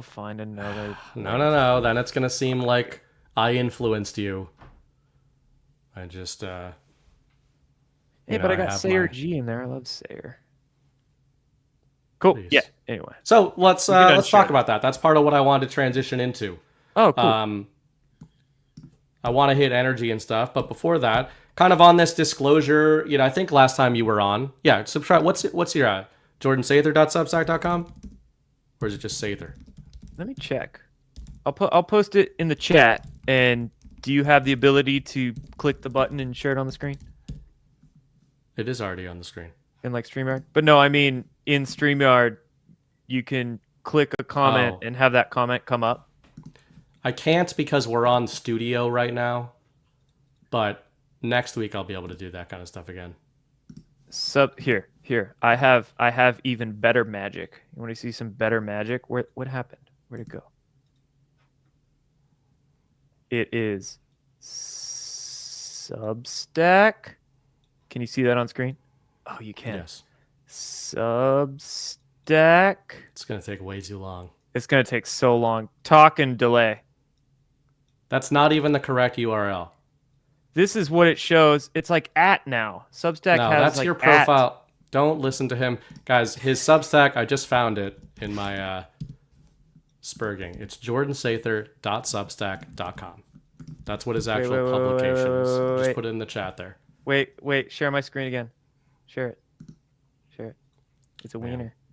5D chess. Okay. It's a wiener. So, I think last time you were on the show, we had mentioned this, speaking of dueling disclosures, this tug of war between what we are told are organic discoveries, advancements, however you want to frame it, initiatives by the administration, and what is disclosure by the administration. My argument has been, I'm not alone in this, that a lot of what we are told is discovery, is new innovations, etc., is kind of a template for disclosures. Do you think that that there's a lot of that going on the healthcare front, or how do you see what they have done in 2025 and what they're going to do going forward? So on the topic of limited hangouts, you could have a limited hangout being used by black hats for a dark agenda because they want to keep deep dark stuff secret that incriminates them, so they'll just give us a little sliver of the pie to placate us. I think you can also have limited hangouts ran with a lighter, more positive agenda, because some information might just be like civilization destroying information. It would cause too much chaos in the public. It would cause too much distraught and disbelief and all kinds of stuff, just too much chaos. So I could see limited hangouts being ran by white hats whereby some shit might just be too difficult for the public to consume, but they're putting out enough truth to the public to change the systems enough to where we're on a track to a golden age future, if you want to say that, right? I could see that being done in terms of technological disclosures. So the free energy topic, for instance, it would be quite difficult to put out to the public like, hey, we've been lied to about the standard model of physics, about energy technologies, about exotic propulsion systems. It would be quite difficult for them to disclose the fact that we've been lied to about all that for over 100 years. But if they can create, I guess, marketing techniques to sell the public on certain ideas now, and sure, they act like they're new disclosures, but at least it gets them out to the public in a way to be able to get us to that golden age without... And I used to be completely against this, and like, we just need full disclosure now. I used to work with a group called Full Disclosure Now years ago when I was doing more UFO stuff. And I used to be on that, when I was young and not quite as strategic of a thinker, like just put everything out there. Although these days I'm much more in line of, okay, let's strategize it in a way to get enough out there to get us to that golden age. But I can understand somewhat, at least, why some stuff might never... It's public, but might not get like mainstream disclosed. Trump admits it to the world, kind of. You get what I'm... Yeah, totally. Picking up what I'm putting down? Okay. Yeah, and I think I agree with you that on the subject of technology and energy in particular, that's where I'm most willing to engage with this stuff on a more of a moral lens. For example, I don't want to belabor the last discussion on the trafficking. It's an important one. I was going to bring that one up too, but I thought that would be a bit well, I think too hardcore that for people to understand. I think that one I can understand, though, people having a problem with that, of saying now I understand a timeline of rolling this stuff out. Agreed. But they do ultimately have to, they can't hold back the preponderance of trafficking and those kind of crimes, in my opinion. Agreed. I do believe when it comes to treason and all this kind of stuff, I do believe we need full disclosure and accountability and justice, because it's not because we want it, but because I think you need to pave the way for a future of trust, most of all, but accountability, of saying like, yeah, you fucking betrayed the American people. You betrayed humanity. This is your just desserts. On the technology front, I think it's actually sensible And let me put an even more practical framing on it. I agree with what you're saying in terms of like the societal impact of even the narrative of some of these transformational technologies, maybe, and by extension, you're basically if you're disclosing some revolutionary new technology, you're de facto exposing all the pain and strife in the past that came on the back of holding it back. So I can see where that would be a difficult tightrope to walk. But I would also say economically, it's actually logical for them to do this in a rollout, in a phased rollout. And an example I'll use is energy. So I'll let you talk about free energy and fusion and where we might be going in the future that we're getting hints of now.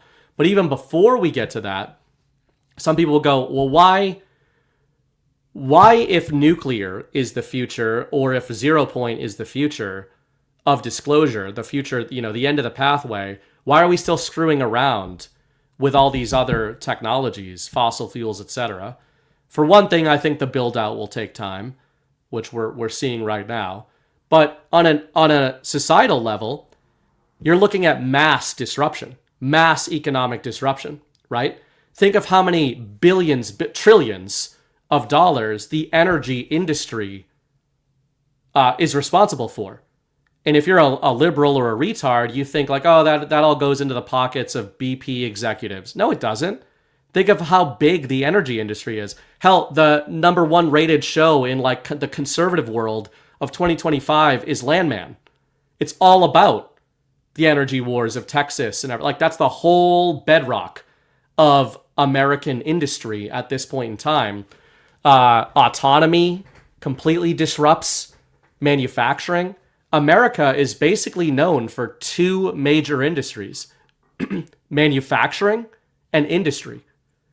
Both of those industries could be rendered almost entirely obsolete by the technological acceleration we're in the midst of from an energy perspective and an autonomy perspective. And the Trump administration is leaning full bore into those things. But I think those are some practical reasons why they need to manage a timeline, like a phase shift on these technologies, rather than just being like, hey, we're going to fusion, let's turn it on, we're disclosing 0 point, here's the final AI modules, that sort of thing. The oil and natural gas industry supported 10.6 million jobs and contributed $2 trillion to the U.S. economy in 2023. 10 million jobs and $2 trillion. You bring up the best point right there. It is too disruptive to just disclose to the world. And this is what I began to realize over the past years, is that you just can't drop it on the world and people would be pissed. They'd be out of a job and what do I do? And not only that, you have to build the infrastructure to be able to support it, which, this is, I've done a couple videos on this on YouTube and Rumble over the past couple of months, but the timeline I'm seeing, because we have the whole nuclear fission and fusion, Trump's going hardcore into nuclear right now. It's going to take a couple of years to get some of these older reactors activated and then the newer reactors built. And there's a big push right now into the small modular reactors, the SMRs. Yeah, the military. Yep, the military and also the private sector looking into SMRs, thorium-based, molten salt cooled. They look freaking fantastic, but they were smaller. They're about 50 to 300 megawatts, which would support maybe a couple 100,000 homes, 100 to 200,000 homes. So like medium-sized city. And you could plug a couple of these SMRs around a larger city, maybe a few of them, and power it. But it's basically taking the nuclear reactors that power an aircraft carrier and just plopping them on land, more or less. So this is technology the military's already been doing for decades. You're just putting that onto the commercial market now. So, which a certain general that attends all of our events has been telling us about for several years and said we were going to start seeing them rolled out. So that's pretty interesting as well.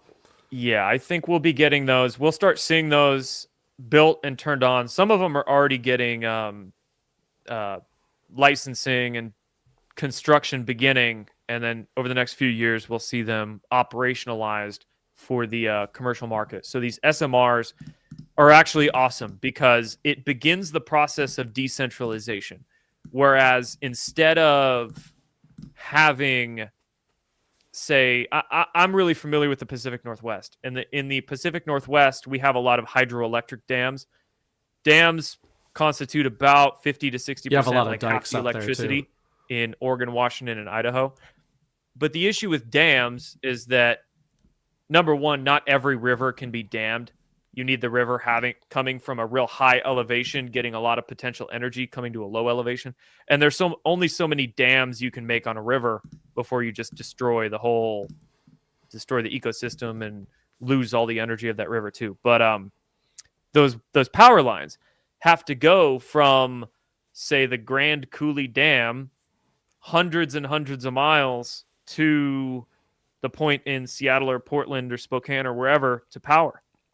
So that's hundreds of miles, probably quite a few square miles of forest they have to cut down. You need all the minerals for the transmission wires. You have to have all the linemen who need to be hired and trained to work on those wires. It's a pain in the ass. Plugging in the SMRs around the city closer to it would greatly reduce the amount of transmission wires needed. So it's a step towards decentralization, not full decentralization, but a step towards it. Right. Nuclear fusion it looks like it's going to be the next step, maybe in concert with the SMRs, but probably a little bit after that, because nuclear fusion isn't quite, they're still researching it. They're like just on the cusp of being able to activate it and operationalize it. But with Trump media and technology groups, what's the word I'm looking for? They combined just with that TAE technologies are. That's what I was going to bring up. Please do. Trump Media announces a $6 billion merger with fusion company TAE Technologies. DJT stock soars 33%. A little bit of background on this. I've been reading about this all weekend because a lot of people know I started writing about nuclear a couple of years ago because Trump, I thought, well, first of all, General Quast was signaling a lot of this stuff. But this is pretty fascinating. If TAE Technologies hits the goals that they are publicly disseminating. And dude, I saw their goals. They were fast. Very fast. So for anybody who missed this, Devin Nunes confirmed this. There were press releases out of Truth Social. A lot of you guys might have got that in your email if you're a Truth Social subscriber, that kind of thing. They already are citing land to rapid construct a nuclear fusion facility in 2026, to begin construction, rather, on a nuclear fusion facility in 2026. Did they state where? No, they haven't said where yet. They say they don't know yet, but I mean, they know. You know. And why this is so seismic. Idaho. Why this is so seismic, I think it's seismic on many levels. But for starters, if they achieve a commercial fusion reactor, this will be the first commercial fusion reactor ever built. So, like, this is not some, the Trump media company is getting involved in the nuclear industry as well as 30 other major companies. No. If they achieve the goals that they set out to achieve, it would be the first commercial scale fusion reactor ever that is functional and that is delivering power to the grid. It won't be used on a military facility. It won't be in a lab. It would be grid fusion energy. Fusion energy, for anybody who doesn't know, most nuclear energy right now is fission technology, the splitting of atoms, etc. Fusion technology was theoretical. Now it's not theoretical, but it's never been created at commercial scale. Fusion technology, the basic pitch of it is that while fission technology is considerably cleaner than fossil fuel energies right now already, which is why it's better, fusion technology is borderline, arguably, lossless. It's a near lossless energy that produces almost zero waste, and it's incredibly stable. So I've been toying around with this idea that they will use the word or the narrative of nuclear fusion to roll out 0 point energy, sort of under that I think umbrella. that's what we're having. I think that's what's going on. Yeah. I used to think that was going to be quantum, and I think it might also be under the guise or under the umbrella of the word quantum. But I also think, because when you look at those nuclear fusion reactors, they're freaking Tauruses. They look exactly like what some of those 0 point energy devices look like the Rodin coil or John Searle's SCG generator. Some of these 0 point energy devices are in those torus shape. And the nuclear fusion, like, what's the name they call the nuclear fusion react? Anyway, there's a name for it. It escapes me, but it's a really weird word.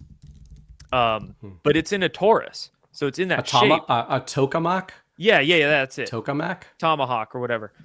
So, tokamak. It's tokamak. Tokamak. That thing's a freaking torus. So I think nuclear fusion, and I used to hate nuclear fusion because 5 years ago I saw Bill Gates and Jeff Bezos and China investing in a nuclear fusion. So I was thinking to myself, oh, it's just centralized bullshit. They're still going to make us have meters on our homes and wires across the countryside and everything. But now I'm thinking, well, maybe these investments were leveraged, like Bill Gates was leveraged to invest into nuclear fusion for the benefit of humanity. I think, nuclear fusion might be the guys that they roll out some of these over unity techs through. Yeah. But and I think a big signal to that is, man, look at even on the markets are not even able to digest this right now because DJT, formerly TMTG, many of you are invested in it, is largely considered by Wall Street a meme stock. It's largely considered to be in terms of its underlying values, its only asset to this point, its only real asset is Truth Social. And as much as we like Truth Social, it is dwarfed. Does not make money. It is dwarfed by orders of magnitude by most other social media platforms you talk about, and it's probably not going to scale beyond them. But a lot of us have been talking for years about how interesting it is that TMTG platforms such as Truth Social all run on the Rumble architecture, and that the Rumble architecture is kind of parallel to the Google architecture, that Rumble is involved in lawsuits and antitrust complaints against Google that are going pretty well for them. And now, and I did not see this coming, but now we've got a social media company, a vehicle for Donald Trump, fusing, no pun intended, with the first ever commercial nuclear fusion technology, while Donald Trump started 2025, or at least in the first quarter of 2025, signed those 3 executive orders we talked about at the time about accelerating us into a new nuclear age. Devin Nunes comes out in the press release for this fusion deal and talks about the 1950s, which was the whole premise of my Amerigeddon article of saying, I think part of the Trump plan is about going back to the timeline we were supposed to be on post-Eisenhower with Kennedy, that they rubbed us off of. Bloodline was replaced by Tesla's. Exactly. Yeah. And a point to nuclear fusion as well is that specifically TAE technologies, for instance, some of these nuclear fusion generators, if you will, they require very specific elements. And one of those elements they require is called helium-3. One of TAE's technologies requires helium-3 to be able to run the fusion generator. Our friend... Can you share my screen again? I was just thinking of this clip. Yeah. Our friend General Steve Quast, when he was on Sean Ryan's show about 6 months ago, 1 million views now. This section right here, China's activities on the moon, that's exactly what he describes, is that China is already on the moon. Stupid ad. But anyway, you can X out of the clip there. He was specifically describing how China is already on the moon mining helium-3 to bring back to Earth for their own fusion technologies. And when Which you couple, Elon called them out for. yeah, he did. And China might not have known, and then Quas put that out there. And I'm sure some people in China were like, oh, shit. But you couple that with Jared Isaacman, who was just confirmed as NASA administrator. And the day that Isaacman was confirmed as NASA administrator, Trump signed a massive executive order basically saying, we're going to go back to the moon within 2 years. Yep. Like hell of a time frame. Right and here. Then also that nuclear fusion merger you were just talking about, their time frame was like what, 2 or 3 years? Ensuring American space superiority, Executive Order, December 18th, 2025. So Trump is talking about leading the world in space exploration, expanding human reach. By 2028, within like 2 years. The Artemis program. Trump Technology Group announces merger with nuclear fusion company that needs helium-3 to run their fusion. Then Trump signs an executive order sending us back to the moon within 2 years to where there's huge amounts of helium-3. So it sounds like within like 2 or 3 years, I mean, it's like the pieces, like you could see the chess pieces. Absolutely. And part of why, and I'll throw a bone, whether you believe in the moon stuff or not, I still think this is relevant to the discussion because speaking of Kennedy, I just mentioned Eisenhower and Kennedy. The Kennedy era in particular was very well known for the space race, right? It was the space race between the Americans largely and the Soviets. And forget the space aspects of that. What was the legacy of the space program besides the narrative? The narrative was this American versus Soviet supremacy and this American spirit and ingenuity, right? There's a lot of narrative storytelling to that. But on an actual level, we are told that much of the technological acceleration in the 50s and 60s and early 70s, before they rugged us into globalism, in America was premised off of the space race. In other words, all these contractors that were trying to or were directly involved with the government in trying to accelerate the US technologically beyond the Soviets basically resulted in an American step change in technology in the 50s and 60s that basically you could argue has stagnated largely to this day.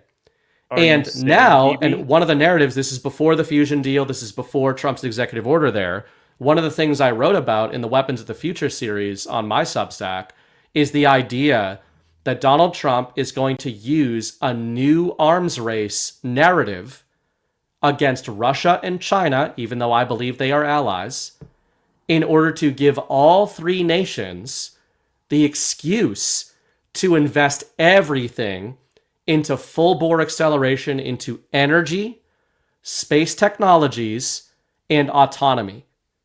And now all three are doing that at rapid fire, which is why I think that, this starts to show us maybe why Trump was so bold and confident when he was saying to everybody, we can turn this shit around faster than you could have possibly imagined.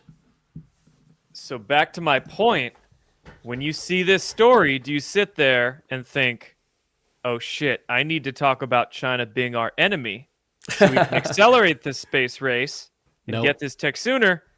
Or do you sit there and think, well, I need to talk about some Sovereign Alliance 5D chess because people need to think deeper about what's going on?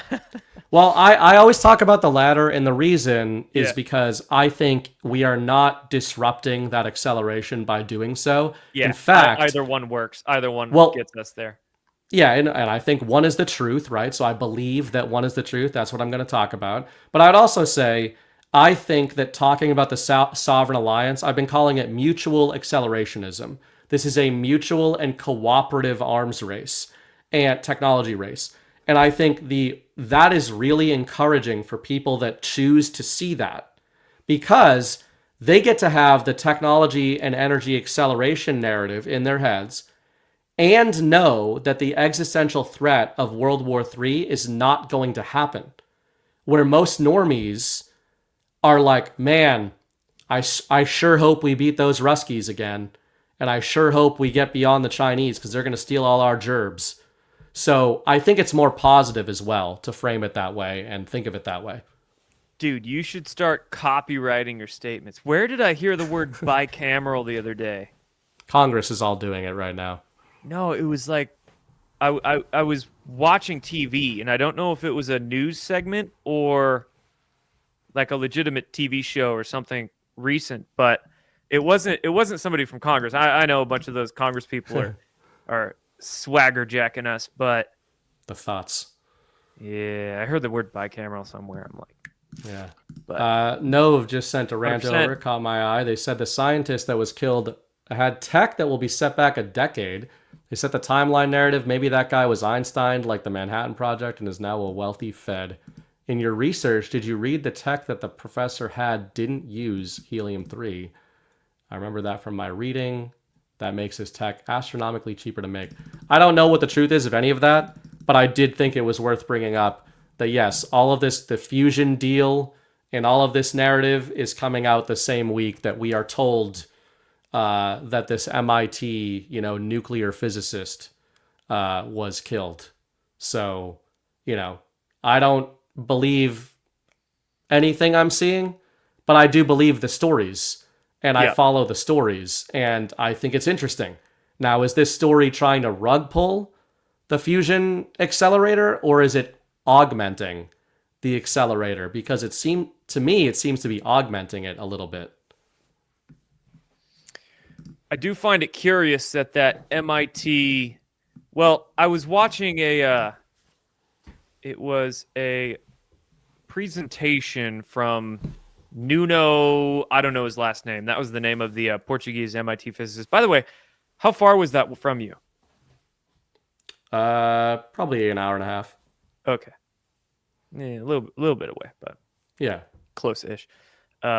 I was watching a presentation I found of his that he did in 2021, and he was talking a lot about magnetism, the fluidic dynamic nature of magnetism, and he was really focusing on Maxwell's theories, which is crucial because Maxwell was studying electromagnetism as opposed to Einstein with his general and special relativity, which have a bunch of holes in it.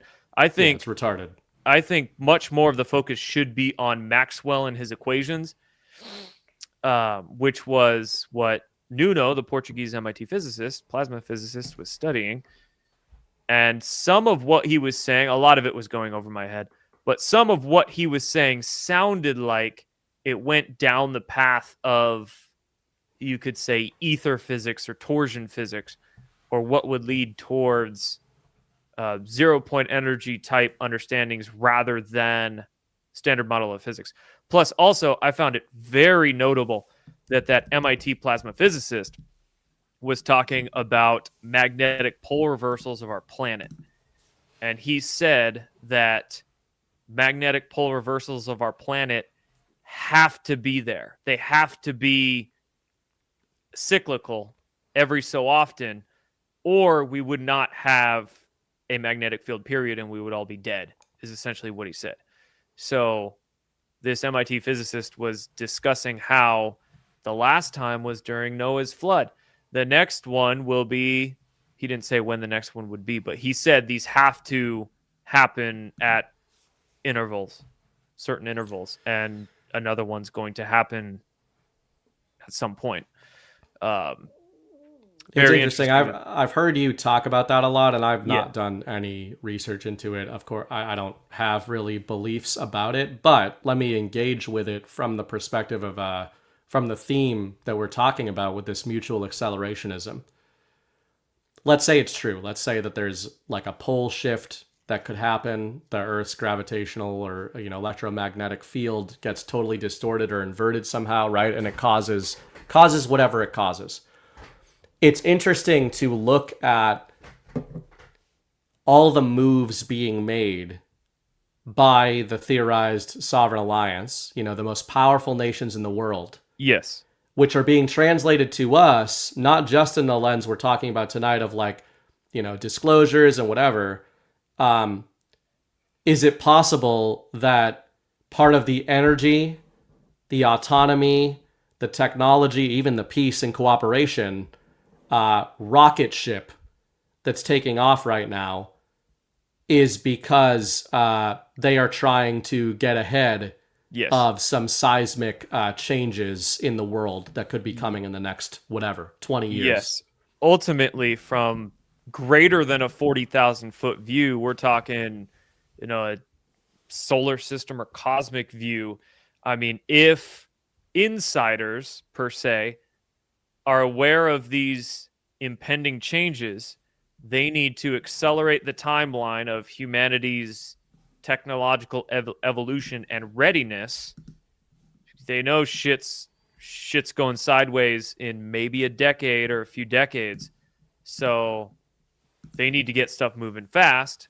Thereby, they create this narrative between sovereign alliance countries that they're enemies and they need to get into a space race and they need to get technology advanced as fast as possible to that golden age. So let's accelerate that fusion timeline and get into the moon and all this stuff going and built to 2 to 3 years, 4 years. Make it seem like it's because we have bitter enemies we need to set ourselves up for. Meanwhile, it's actually a much bigger issue. It's, changes going on. Humanity sun kind and of Earth's issue. magnetic field. So. Yeah, and speaking of, one last thing I kind of want to hit you with is I want to hit you with a lot of things, but that's just because I don't like you very much. But other than that, yeah. In terms of you mentioned earlier, but your beard would probably impact a lot of that force. Yeah, the problem with hitting me too is I'm very good at fighting, so it doesn't usually go well. But I'm also Sword broken fight, down though? these days. Yeah. First rule. You mentioned the energy jobs thing, so we've talked about the energy component here. I did want to touch on the autonomy and AI component. I've been saying autonomy a lot lately because I do think the AI component is limiting. I think when we say AI, people are like chatbots, Grok, whatever, and it's like you got to think bigger. I know it sounds stupid. I said this on... Think like a farmer's tractor that knows how to pilot itself across uneven terrain and Yeah, and I know mileage varies on this, no pun intended, but I am saying if you have not sat in a self-driving Tesla, it will rewire the way you think about this stuff, because I promise that even if you watch a video about it, you don't think it's real. One? Yes, I test drove one at they were at my wife's work. She was like, "You should come test drive a Tesla because you keep talking about it on your shows." So this was last summer. And I go and sit in it. I was like, "Oh, does this have the self-driving?" And they're like, "Yeah." I was like, "Well, how do I use it?" They're like, "Just turn self-driving on and tell it where to take you." So I was like, "Well, what do I do?" They're like, "You just have to pay attention or it'll warn you and stuff." And I've told the story before, but this wasn't like a highway or some straightaway. I was at a mall, an outdoor mall, packed parking lot.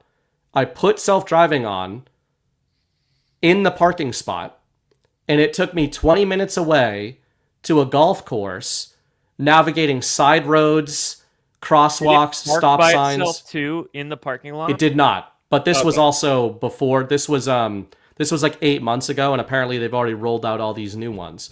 So anyway, my point there is not all about Tesla. It's just to say autonomy is going to, like, the second you sit into a car that drives you wherever you want it to go, like, the stuff you would imagine when you're 8 years old, you will stop talking about chatbots as the future of AI. And you will more understand that Tesla is already capable of overnight disrupting the entirety of transportation in the United States and in the world. And that's the kind of disruption that we're looking at.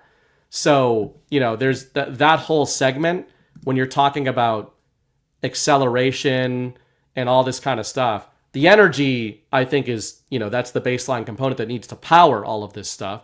We're getting all these narratives about data centers, blah, blah, blah. What are the data centers for, guys? They're not for Grok. They're not for the chatbots. The data centers that Trump is full speed ahead on. You mentioned also something that caught my ear. You mentioned, Bill Gates being leveraged, a theory of Bill Gates being leveraged into these things. Who's building all the data centers? Meta, Amazon, Microsoft. They're building all the data centers. Yep. TSMC. Zuck caved to Trump. Zuck caved to Trump like a little bitch right around the election. Yep. And they set in Apple, by the way, $500 billion. And they all did this after, to your earlier point, meeting with Donald Trump, having a dinner with Donald Trump. And I've been saying this for months. It wasn't just that Trump put tariffs on them. It was that Xi chased them out of China in response to Trump's tariffs. And now they're all coming back home and building all of our data centers. And Americans are not thinking big enough with this data stuff. They're thinking, oh, data? I guess data is important. No, they are transitioning us into a world of autonomy, which is going to be more disruptive than any technology in human history, like since fire. Since electricity, at the very least, I would say. And to power all that, can't do it with oil, can't do it with windmills. You need reactors and then more. And opening up the oil now will get us to be able to build the reactors to then power those data centers in the future. So drill, baby, drill now. But in 10 years, the drilling probably won't be needed. You know what other big acquisition, not really acquisition, but interesting purchase that Trump Media and Technology Group made in 2025? Now, the gold and silver bugs, of which most of us are, Knew you were going to say Bitcoin. Deserve your day in the sun. It looks like it's going to be huge, and I don't think these things are mutually exclusive. But it's worth noting that Trump Media and Technology Company purchased $2.5 billion worth of Bitcoin a few months ago and put that on their balance sheet, which makes Trump's company rather, a top 15 global holder of Bitcoin. So yeah, it's interesting in light of the data, the energy. What does Bitcoin require? Data centers, like all these transactions, all this energy that backs the network. So man, it is some fascinating stuff, but I think it's good stuff. And I wanted your take on this. Because I want to know where you stand on it. I think you're a futurist kind of guy, but I thought this was a cool headline out of Zero Hedge. They called it "An AI Campaign War is Coming: Boomers versus Doomers." And they cite in this article hundreds of millions of dollars is going to be poured in the 2026 midterm cycle campaigns for and against AI accelerationism. Speaking of NGOs. So where do you stand on that? I am polarized among both opposite ends of the spectrum. I am absolutely a futuristic thinker, and I'm excited, and I support the kind of futuristic world we could and may live in. But at the same time, I am old school. I am somebody who doesn't think we should lose those skills of living with nature, living with the land, being away from everything technological. And if our technology doesn't work in tune with Mother Nature, then we're fucked. So we need to find a way. We need to make sure that this autonomy, these energy technologies, whatever golden age we're headed toward, works in concert, works in in unison, in synergy with nature. Because so far, everything we've done with oil, gas, coal, wind, solar, hydroelectric dams do not. None of these things work in unison, in synergy with God's creation, with nature. So that's the only thing. We can't forget our roots, but at the same time, the future has a lot of potential to behold. But at the same time, I think a lot of these truly esoteric technologies work in terms of work in relation to resonance and frequencies. And for instance, like exotic propulsion technologies work in concert in relation with acoustic levitation. and you can simply find the correct harmonics or octaves of a resonance and dematerialize an object and be able to lift. That's how I think the pyramids were made. You could look at Ed Leeds Scalnan in Coral Castle in Florida, and 100 years ago, he was somehow moving multi-ton stones to make this like outdoor kitchen garden area by himself, and somehow moved like multiple ton stones all on his own. I don't think he did that with hand trucks or a forklift. I think he somehow knew about harmonics and acoustic levitation and how magnetism relates to that. I think that's how the pyramids were built thousands of years ago, was not slaves moving them in quarries and with water. And I mean, I could entertain the idea of aliens building them, but if humans did build the pyramids, they didn't do it with slaves and quarries, 50-ton stones. I think they used some kind of acoustic harmonic knowledge to dematerialize the stones, make them far lighter, massless, and be able to move them and place them and basically changing the frequency at which the objects resonate, right? Somewhat, yeah. I mean, English language is difficult to describe these ideas, but yeah, something like that. Because you see how many ancient structures around the world have these giant blocks placed together where you can't even slip a piece of paper in between. Like you can't do that even with modern technology. So yeah, with the future, that's the only concern I have with AI, with like what Elon posts on his Twitter feed with his like futuristic cyberpunk worlds, these AI videos he posts, like this will be an amazing future and stuff. Like if that's the future, we're screwed. I don't see a tree in the video, Elon. How you going to breathe? So that's the only thing. But other than that, I think that's a great. It's a great frame. It's a great mindset to take into this stuff. I've been on the record. I mean, I certainly. You need to keep both possibilities in mind with all these very powerful, influential figures, including a guy like Elon Musk. I do tend or trend toward a good reading of him, and I do think he plays a lot of narrative games. For example, I'll bring up Bitcoin again. Yeah. Several years ago, Elon was the first public company, I believe, to put Bitcoin on the balance sheet of Tesla. Then he spent a few years talking about how it doesn't really matter and like it's not the future. It's not a big deal. Was Elon before Saylor? Yes, he was. Oh, no way. Or no. No, I believe he was after. I believe he was 2021. Yeah, it had to have been after Saylor. I remember the first. Yeah, I remember when Elon first announced Bitcoin because shit spiked, and that was like 2021.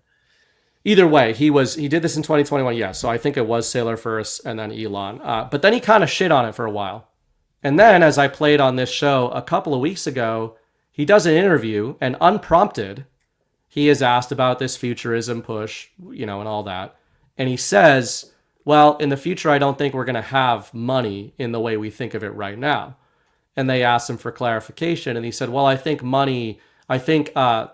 future value is going to be denominated largely in energy." And he said that's why the Bitcoin network is so unique, because it's really denominating energy units, not money. And it's interesting because you look at this fusion push and everything. I agree with you about reading both sides of the things he posts. There's times when I'm like, man, that's not really the future I want.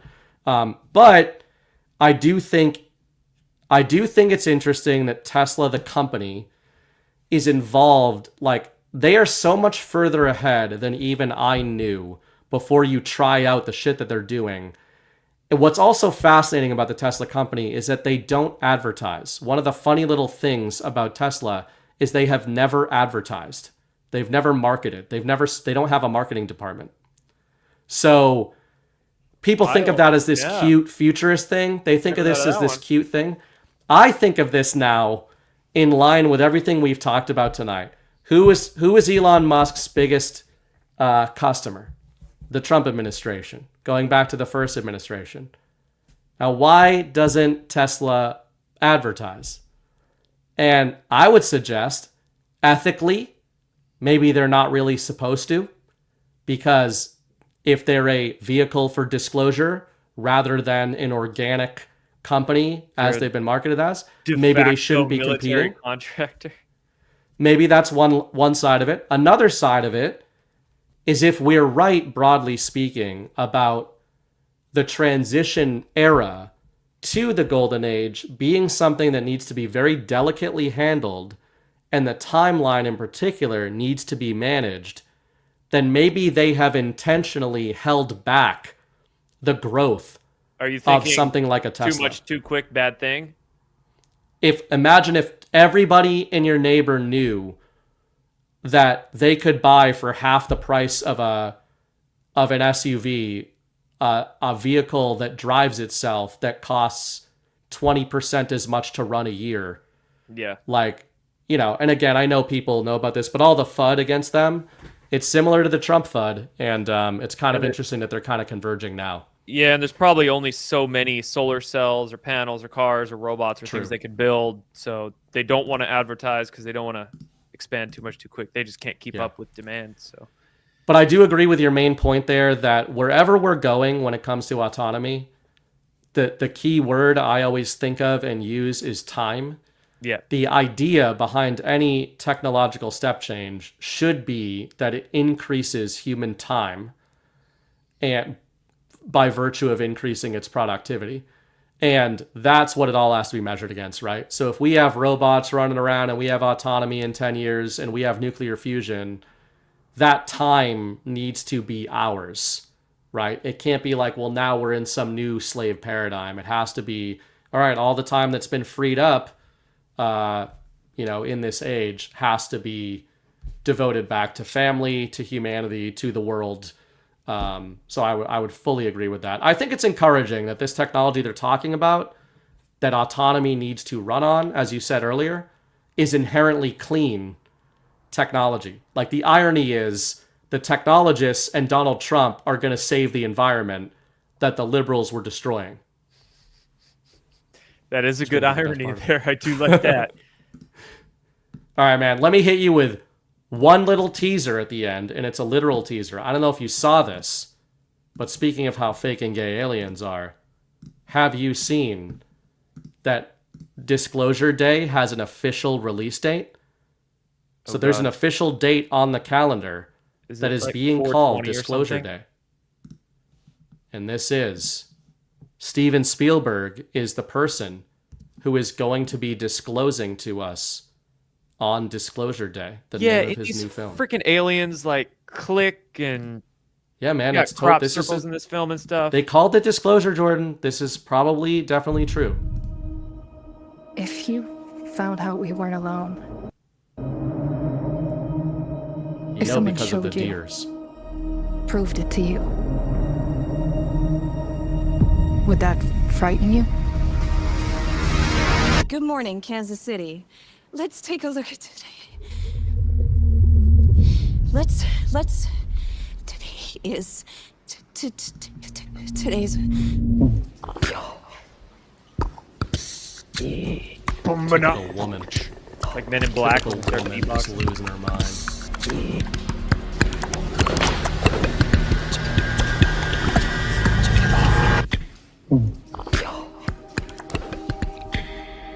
All checks out so far, right? People have a right to know the truth. It belongs to 7 billion people. What is it? You wouldn't believe me if I told you. So I'm gonna show you. What are you gonna do? Full disclosure to the whole world. All at once.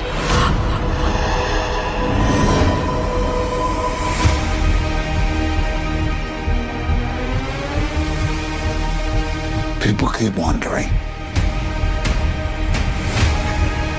Encountering the unknown. They're coming! They're coming! They are starved for the truth. Do you think there could be others? Why would he make such a vast universe? yet save it only for us.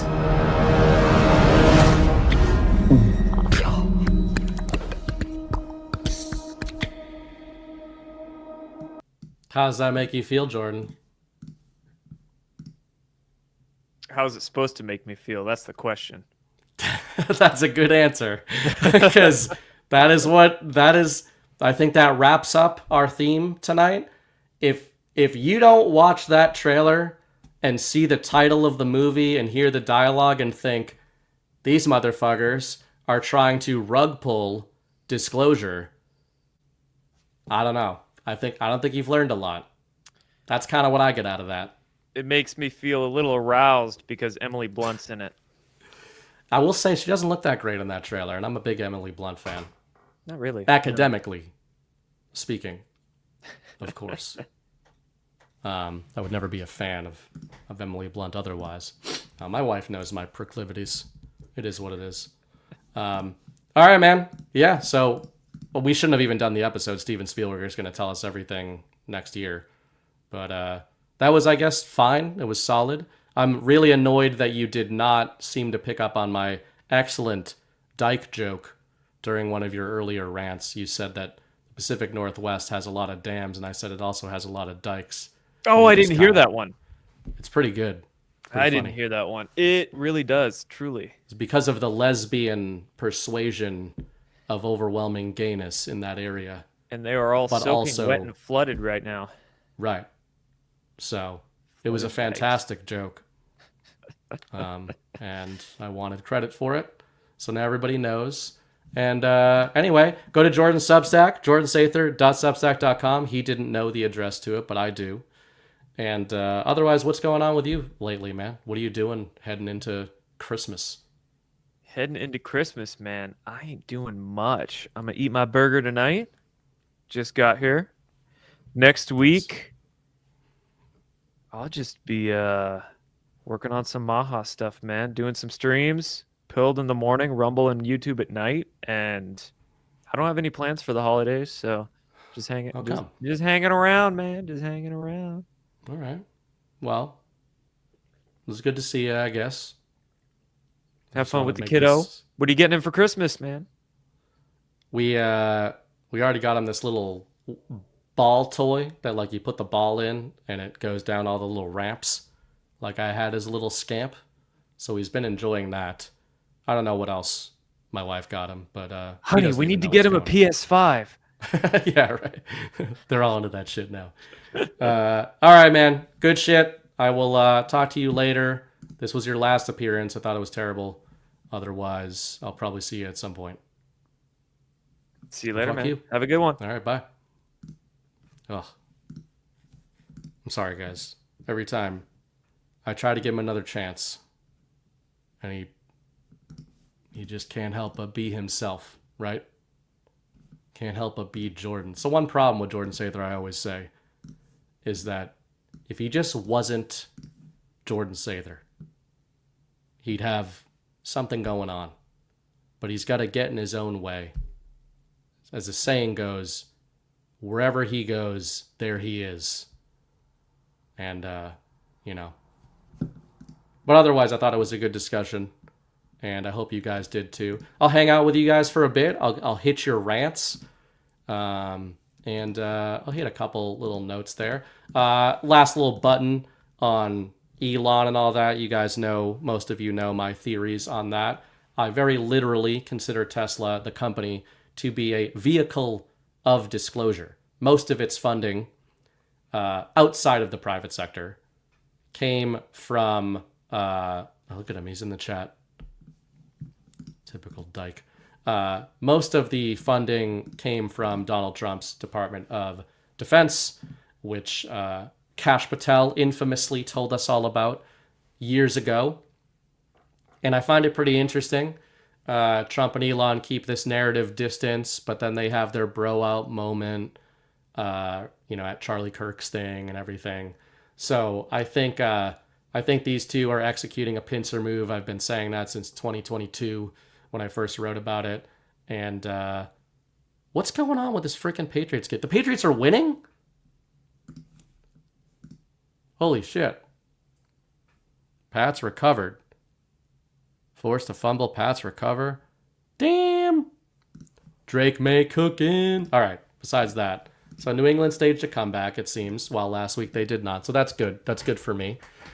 But yeah, I think the Elon and Trump pairing is a big one, narratively and actually.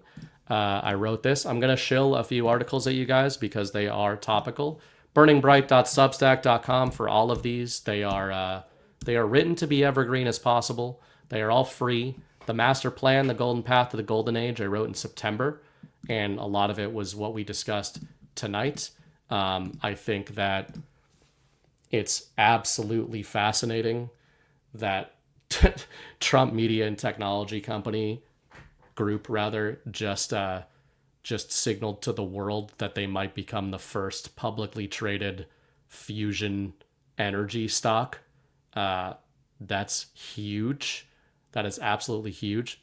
Commercial fusion, by the way. They're talking about like a 350 to 500 megawatt facility starting construction in 2026. I think a lot of this stuff is disclosure. I also have a little sub-narrative theory, sub-actual theory on this stuff that a lot of, I don't know if I've mentioned on the shows.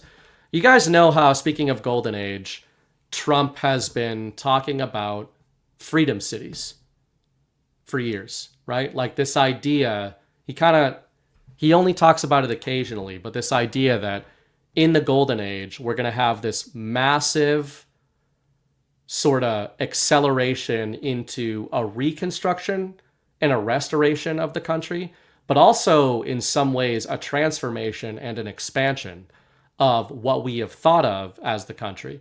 And this idea of freedom cities always intrigued me because I thought, he might be talking about sort of old school Tesla visions of the future, that sort of thing. So I thought about that. But I also thought that there might have been some contradiction in some of this, because some of that theorizing, because I'm like, okay, isn't one of the main pushes, to Jordan's point before he signed off, that we kind of got to get back to humanity, we got to get back to nature, we got to get back to villages, towns, small communities, being involved locally, that kind of thing.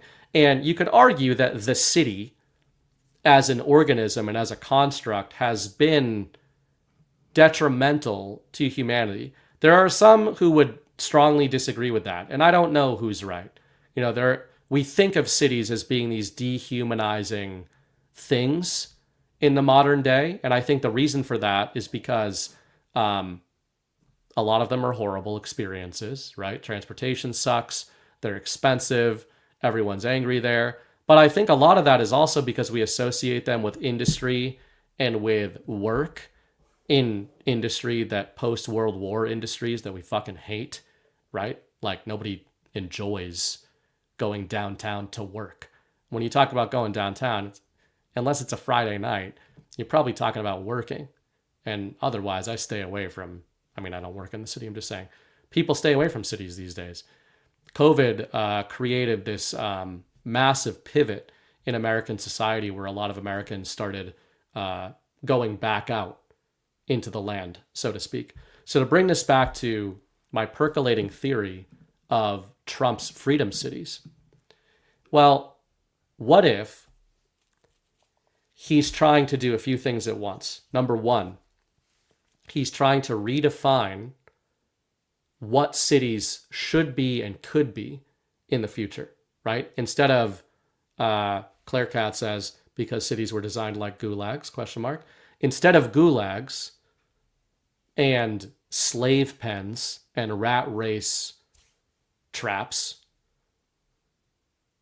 All right, New England won, that's good. So instead of all that, what if cities were cooperative economic zones meant to showcase the best and the brightest, not because they go to MIT or Harvard or work for a Fortune 500 company or a stock bro? What if in the future, cities are where we build, literally and figuratively, monuments, technologies, new industries, all that kind of stuff? What if they're places for exploration, for museums, for education, for discovery, for coming together, for communal events, like mass communal events, that kind of thing. What would you need to get a utopian, admittedly, vision like that to come together? You would need money, right? You would need financial energy. But the biggest thing you would need, literally, is energy. You would need the energy to bring that all about. JJ Schrade in chat says, like Tartaria. I'm partial to Tartaria rabbit holes. I know there's a lot of bullshit in those rabbit holes, but the macro idea that Jordan was also touching on before he left of prior civilizations not being primitive humans and not being fucking aliens. And that's why when I bring up Disclosure Day, I think the alien psyop is not a psyop because aliens are fake or real and they're hiding it from us. I think aliens are a psyop that are meant to convince humanity that they are very small and insignificant, number one, and that history has been progressive and linear. History of technology and history of civilization. And it has not been, in my estimation. Like Jordan said, I believe humans were significantly more advanced than they are now. And whether that's Tartaria, whatever word you want to use about that kind of stuff, there's plenty of evidence to suggest that humans were building incredible things centuries and even millennia ago that we cannot build nowadays. So that's part of my idea about freedom cities. And the other idea is look at where, two things. Look at where these nuclear fission and fusion companies, data centers, and rare earth mining startups projects are all starting up, where they're all permitting and where they're all setting up shop. After the show, tonight or tomorrow, this week, when you're hanging out with your family and you're escaping and you're like, I gotta do something for work, but you're actually just reading crazy shit, this is what you should do. It sounds boring until you think of freedom cities and the golden age that we talked about tonight, okay? Start Googling lithium mining sites in the US, rare earth mining, US, MP materials, data center expansion. Start looking for nuclear small modular reactors. Look for the facilities. Look for fusion startup sites, rumors of where they're siting. Look at the facilities they're going to be bringing back online. 3 Mile Island is one. There's a few others. Start thinking about where those are. And I'll give you a few hints. Rare earths. You know where they're thinking of, where they're discovering mass deposits of lithium and rare earths that we're going to need for the golden age? They just discovered all of this shit in Arkansas, in Idaho, in Wyoming. Those are the three that come to mind. I'm sure there are others that you guys will find. Where are the data centers going? Upstate New York, Arizona, Idaho, Montana, Wyoming, Arkansas. So, and where are the fusion technology places going to go? Probably these places. So the reason I'm saying that is, for starters, rare earth is not rare. Chris Paul talks about this a lot. I do not believe that that is true. Whether that's true for things like gold and silver, I don't know. I have my theories. But I think the freedom cities are going to be real. I think they're going to be here within a decade or two. And I think they are meant to accelerate the decentralization of the American people, not the centralization of the American people. I think they're going to set up shop in the states that have been left behind. I'm not just talking about southern states or Rust Belt and stuff like that. I think they've already got the infrastructure. The Rust Belt, the Bible Belt, the infrastructure is largely there, but they need the jobs, they need the energy, they need the acceleration. So I think that's all coming, right? But what if we get a city, so to speak, in Idaho? What if we get it in Wyoming? What if we get it in Arkansas?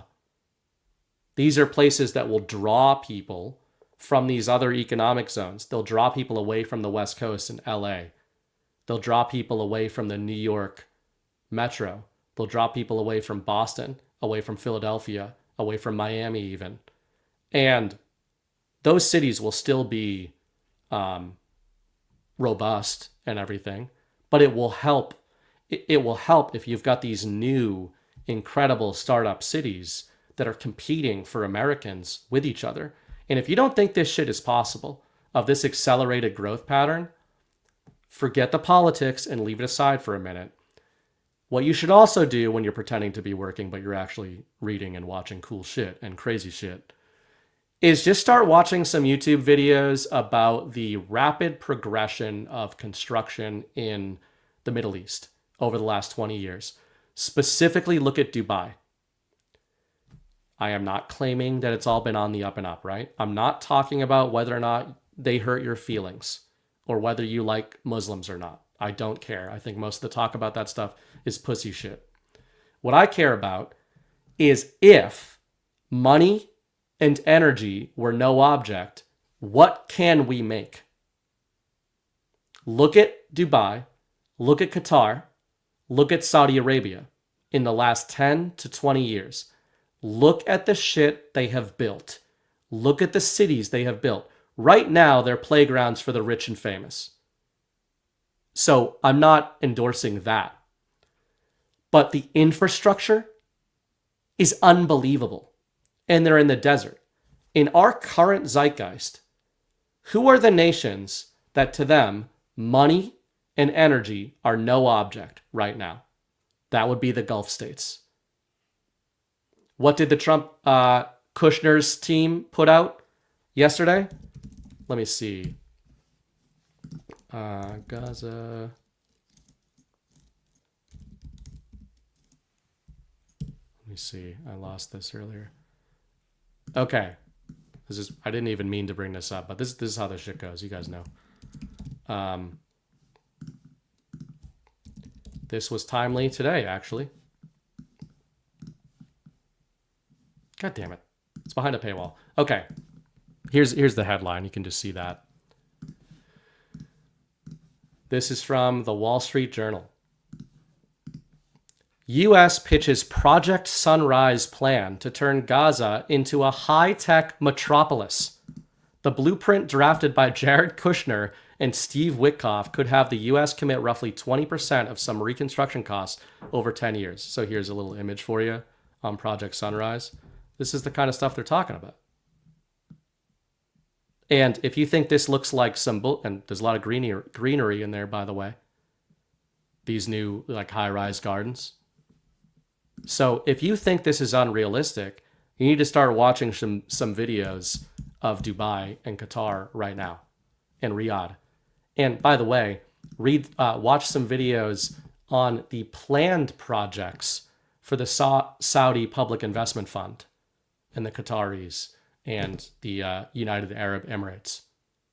And then compare that to the idea that the United States, as announced by Donald Trump in 2025, is also going to have a sovereign public investment fund. What do you think that money is going toward? It's going toward the construction and acceleration into new energy, new monetary, new finance, new cities, a new country, a golden age, a very real golden age. The hints of it are in the Middle East right now, but Americans don't look over there. So it's pretty fascinating stuff. I think it's highly encouraging stuff. So those are some rabbit holes to check out if you guys want to do so.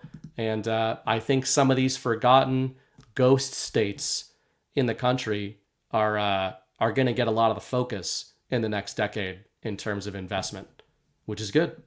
It'll make, there'll be a lot of fun. There'll be a lot of, I think, really interesting, fun stuff going on in terms of U.S. infrastructure and construction and like visions, civil planning and all that in the future, in the near future. Which I think is also related to Donald Trump talking about the federal mandate to make architecture beautiful again, which is super based. I mean, that's awesome. So anyway, that's something. Couple more notes before we get out of here. I thought this little button was funny. Funny and signal. From the New York Times, a memorial to Kennedy? It's Trump's now too. The Kennedy Center installed President Trump's name on the facade of the Art Center, which has been designated as a living memorial to President John F. Kennedy. Isn't that interesting?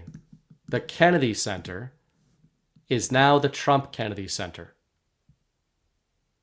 And who is the president that many of us have long discussed as both actually and narratively, symbolically analogous to Donald Trump? John F. Kennedy. There's a reason the liberal media or the mainstream media who hate Kennedy, even though they won't admit it, is freaking the fuck out over this. And I think it's not just because of those analogs. I think it's because they know that those analogs point to something much more true. I thought the timing was great too, because 2 years ago this week, 2 years ago tomorrow, December 22nd, 2023, for a lot of you, this was maybe my favorite article that I ever wrote. It's pretty timeless. Temporal trump card of Trump's, Kennedy's, and ciphers to awakening. The idea here was all about the analogs between Trump and Kennedy, and how, like many of you believe, Trump is basically picking up the baton from Kennedy. I think this is just another, narrative little data point to map onto that. So that was cool to see as well. And then last little thing here, before we get out of here, I'm going to roast a couple of retards. I'm going to praise a seemingly non-retard, and then I am going to tell you all to read a very long article I wrote. And you have to. You have to. All of you will have to submit a report for this article. But before we get there, I've been talking about the alt media a lot of the times being more retarded than the mainstream media, because the mainstream media is honest about their lies. We know what they're doing, right? Guys like Andrew Korobko here, I've been picking on him lately. He's like the Russia guy that Zero Hedge likes to cite, because they're not mainstream, bro. So they know what's really going on. They ask the hard questions. What the alt media thinks is going on is they simply take whatever the mainstream media says and they play the opposite game. I always say that's where you should start your analysis, but that's not where you should end your analysis. So a Russian U.S. new detente could revolutionize the global economic architecture.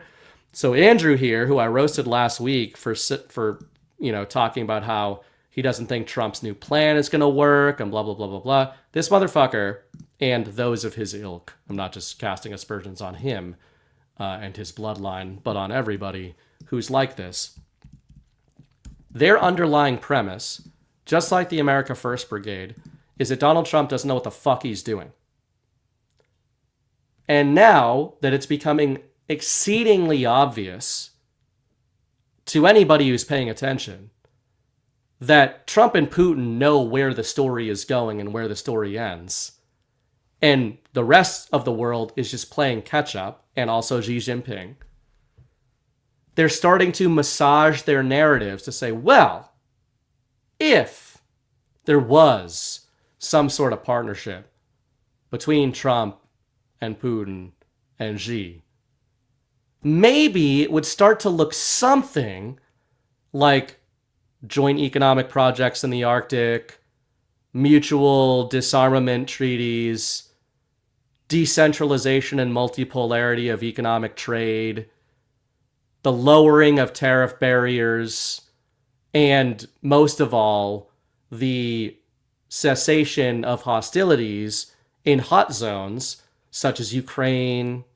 and the Taiwan Strait, those little things, right? And, oh, by the way, they might all get on the same page against a centralized enemy who has stood opposed to all of those things. You might call them the European Union. You might call them NATO. You might call them the Empire. The same empire there's always been. I call them the invisible enemy. So some of these people are starting to put the pieces together, but really what they're doing, as Chris Paul often says, is they're responding to social incentive structures.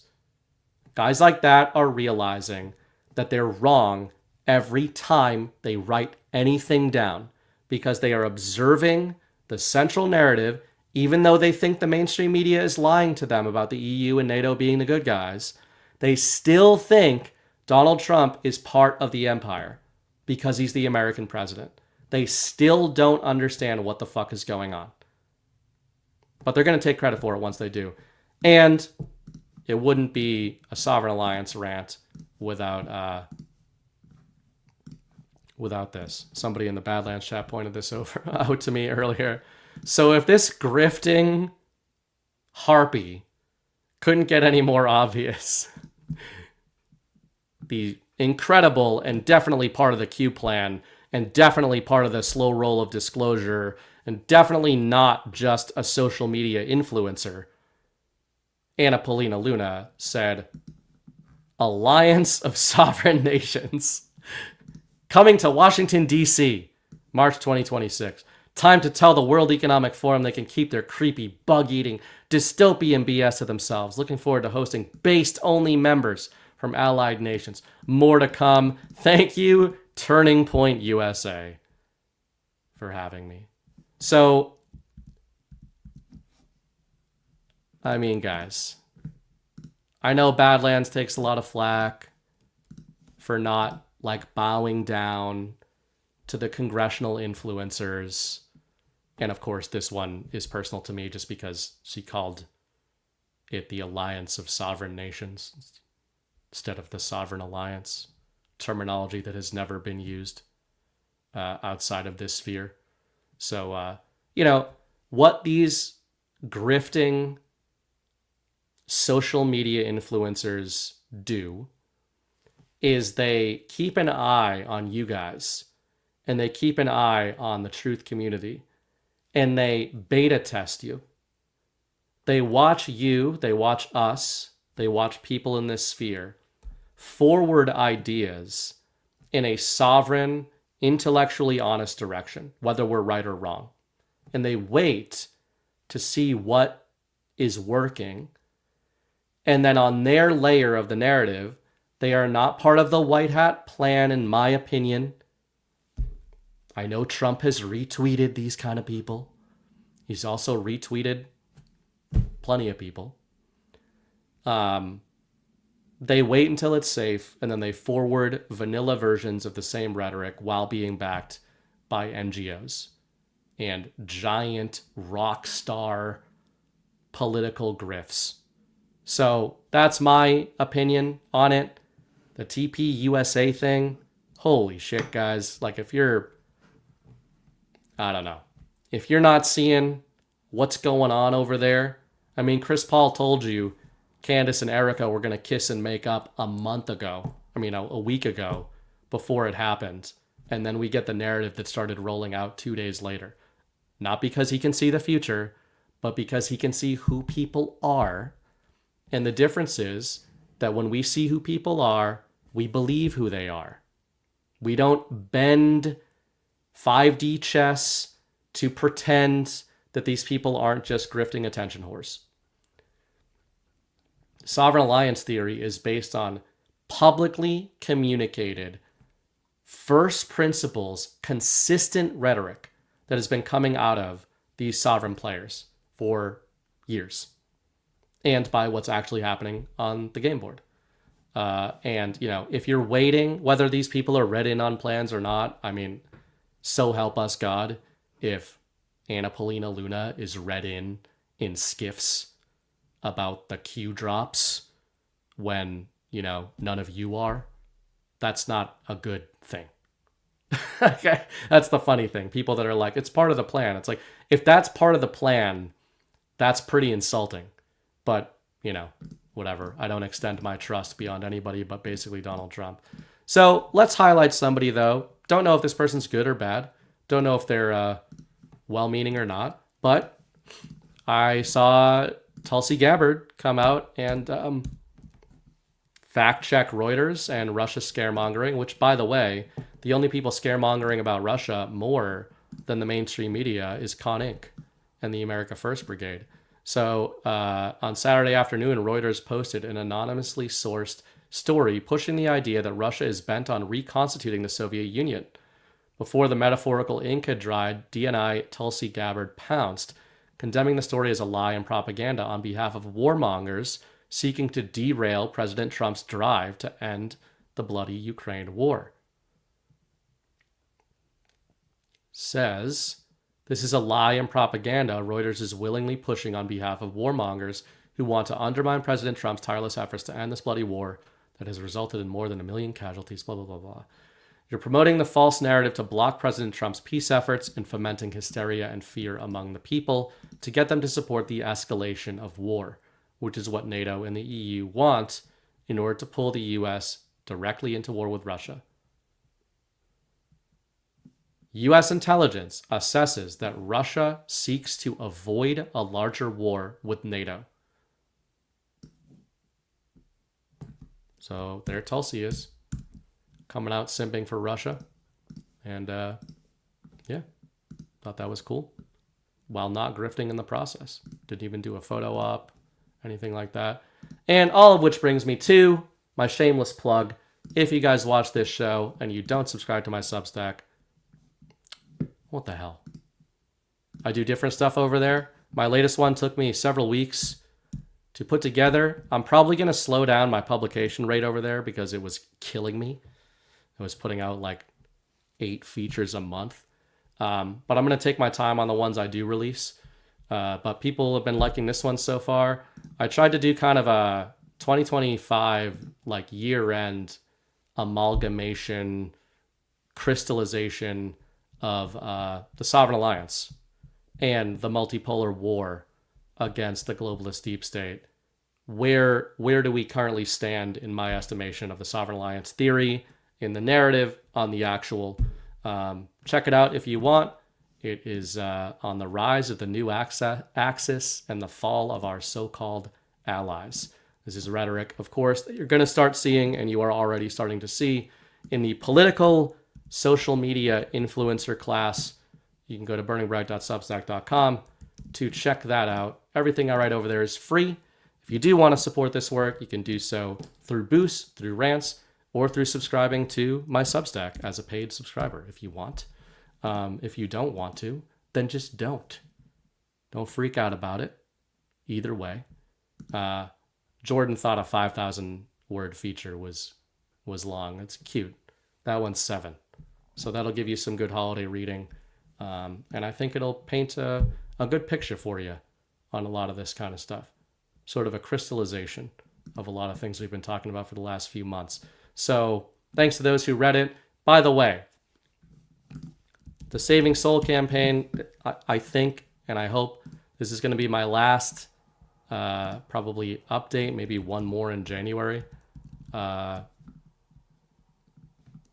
If you ordered a copy of Saving Soul, Swordpunk book, and you did not receive it yet, you need to email realmrsburningbright@gmail.com. There are some people that are frankly just not going to get them. There's a woman who emailed us yesterday who was like, I didn't get my book yet, and then we looked in the account and saw that she had issued a chargeback and charged us with a fraudulent claim on her bank account. So maybe that was an accident, but if you fraud charge us, we lose the $75 that you gave me for the leather book, and we get charged an extra fee on top of that. So that's like you reached into the register, took money out of my account, and want something for it. So if you did that by accident, then you need to pay more attention to your bank statements. I told everybody it was, if you supported the Kickstarter campaign, Kickstarter was going to charge your account, or it said Burning Bright Publishing. If you didn't know what that was, then that's your fault, not mine. Sorry about that. Otherwise, if you just did not answer a survey or did not get a survey or anything like that, you didn't see it in your email, email Mrs. Burning Bright realmrsburningbright@gmail.com. She can check your name and details, see that you did or didn't order a book, and the rest is history. There's also some people that like donated $10 to the campaign and were like, where's my book? That was a donation. The book was $75. I actually did a whole price breakdown on the Kickstarter page there to show everybody. The campaign brought in $33,000. My profit, when all is said and done, was $7,000 on that campaign, which I much appreciate. I just wanted to give people an idea of kind of how that works and how much money went into fulfilling the campaign. I took that cash and reinvested it directly into the publishing company.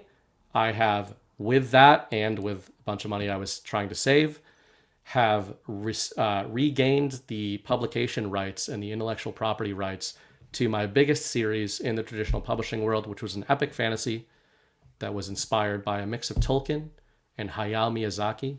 And in the coming months or years, I'm probably going to rework that, do something really special with it, put that together. But I did get my publishing rights back to that in addition to Swordpunk. So that's awesome. And you guys who supported the work helped me do it. In February or March 2026, I will be making Saving Soul Book 1 of Swordpunk available on ebook readers on Kindle. That'll probably be like $10 or less. And audiobook. There was a audio production company, a whole production cast of professional actors, original music, original sound effects. They did a whole production for it back on my old publishing deal. I signed a new partnership with them. So we're going to partner together on re-releasing that.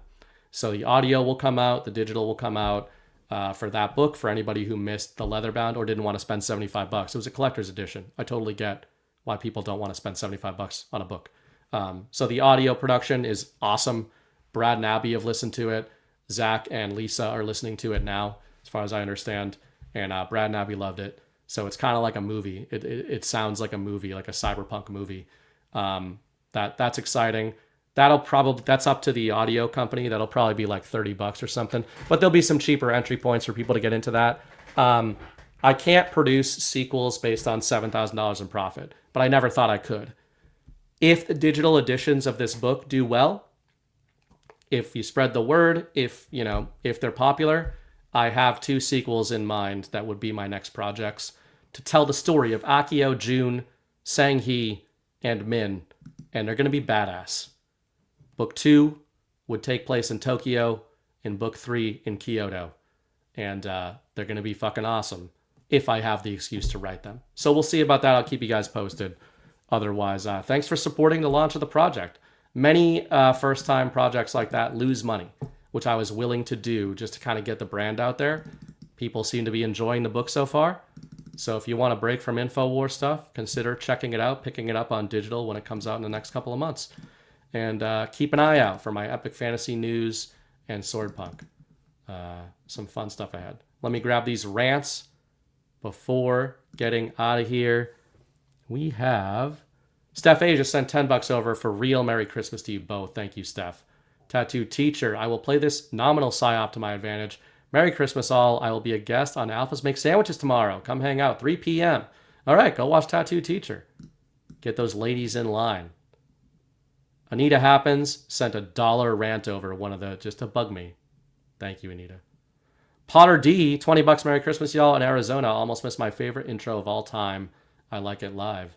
Well, it's a good thing I outro with the intro, so you don't have to worry about it. Steph Asia, is Swordpunk appropriate for under 10-year-olds? If your under 10-year-old is based, but there's some sexually suggestive scenes and there's a lot of violence. So it's up to you. I don't consider it explicit. I think it's pretty cool.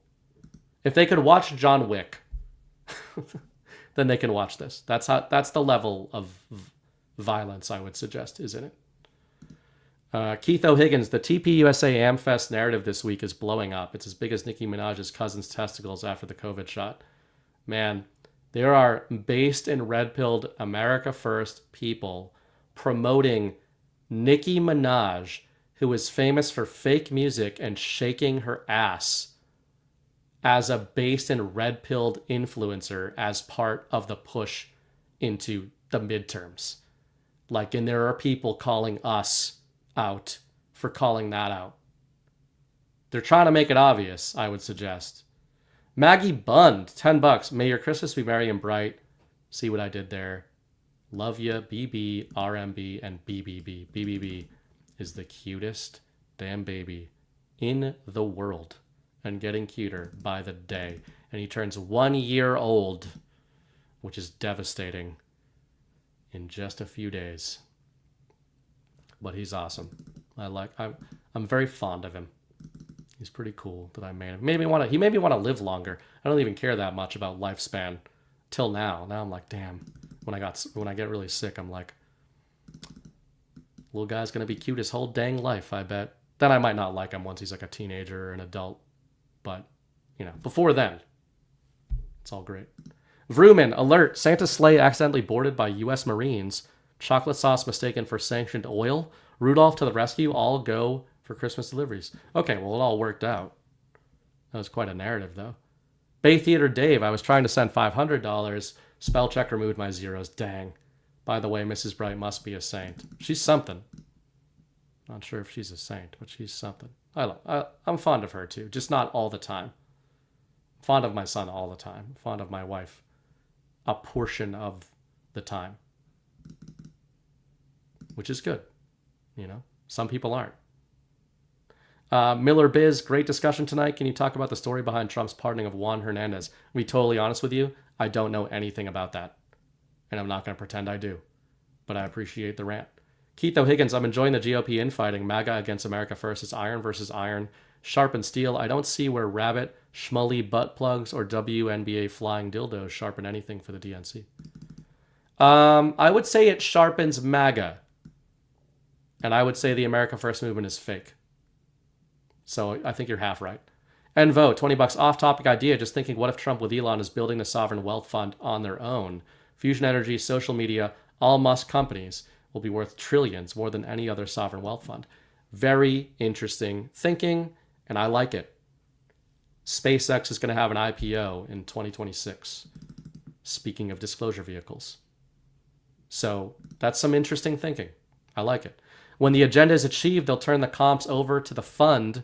That's why the media company bought the fusion and not the real estate company. Didn't Trump's uncle talk about the suitcase nuclear reactor? I don't know if he did, but that's all interesting. I like your direction of thought. And then Envo says again, they said the scientist that was killed. Oh, I read those earlier about the scientist. From Grok, yes, Nino Loturi's work at MIT's Plasma Science and Fusion Center focused on magnetic confinement fusion for projects like Spark, which uses a DT fuel, not H3 crop for truck. You know what's weird about that? SPARC? That is so strange. Because a proposal for the IPO for SpaceX is for them to follow a Spark model, which would allow Tesla investors early dibs on investing in the SpaceX IPO based on their shares of Tesla. And that was the same acronym. So that's, just weird.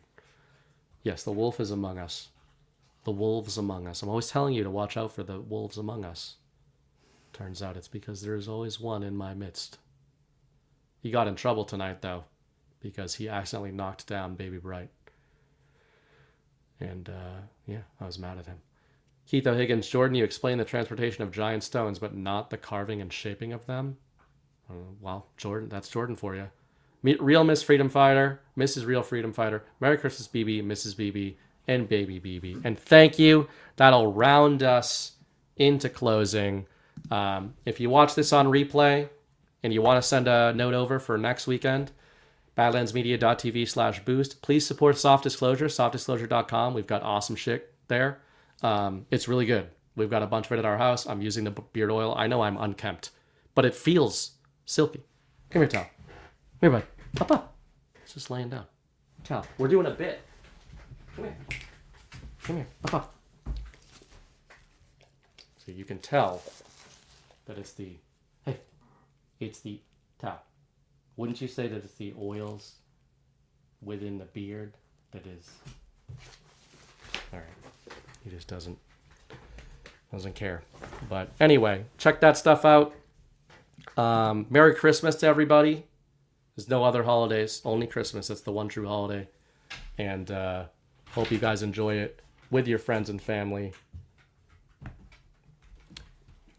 Support us in any way you can if you want to. Otherwise, don't. 2026 was a weird year. 2025, man, maybe that was Freudian. I hope it wasn't a weird year next year. Unless it was like cool weird. I think it might be cool weird. All right. So we'll see, I guess. But I hope it's not as weird in bad ways as 2025. Thank you guys for watching. Watch the Q Boys. I'll try to raid you guys over there after the outro, of course. But was there something else? Oh, homework for Tuesday night story hour with me and Chris is Kiss Kiss Bang Bang by Shane Black, a pseudo Christmas movie. Should be a lot of fun, so join us there. Otherwise, as I always say, the war is a story, the story is a war. Act accordingly. I will see you next Sunday night, 9 p.m. Eastern. My guest will be Alpha Warrior, who you will see probably right now. Peace out.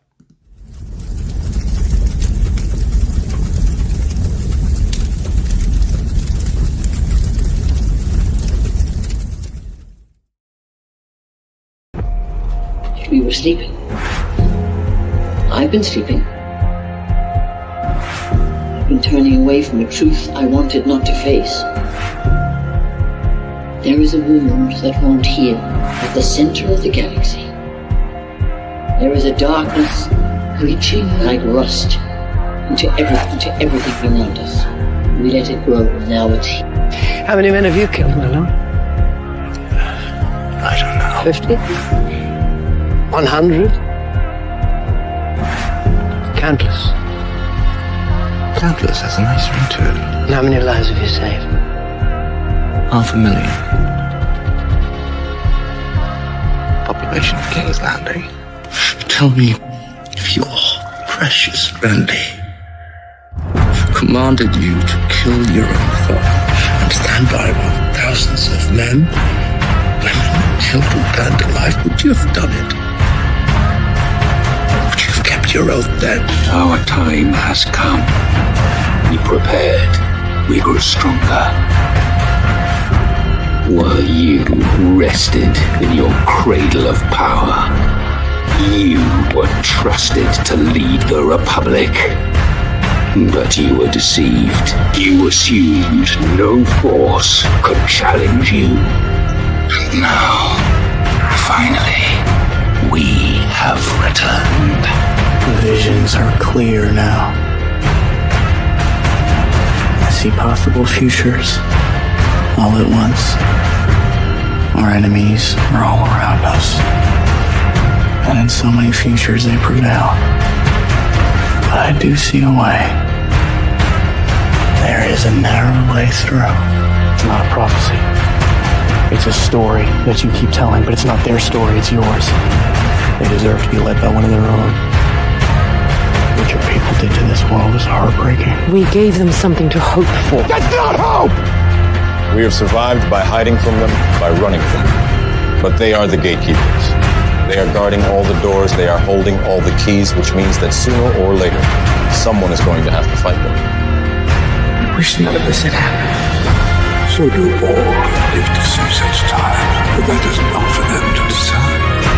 All we have to decide is what to do with the time that is given us. Forgive me. I did not see. I have failed you all. You will bring me. Captain Armor, I do not know what strength is in my blood. I swear to you, I will not let the White City fall. Our people fail. Our people. Our people. I wish you good fortune in the wars to come.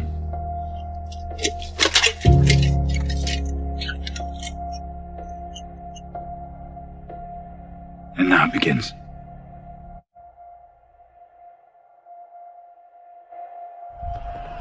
No. Now it ends.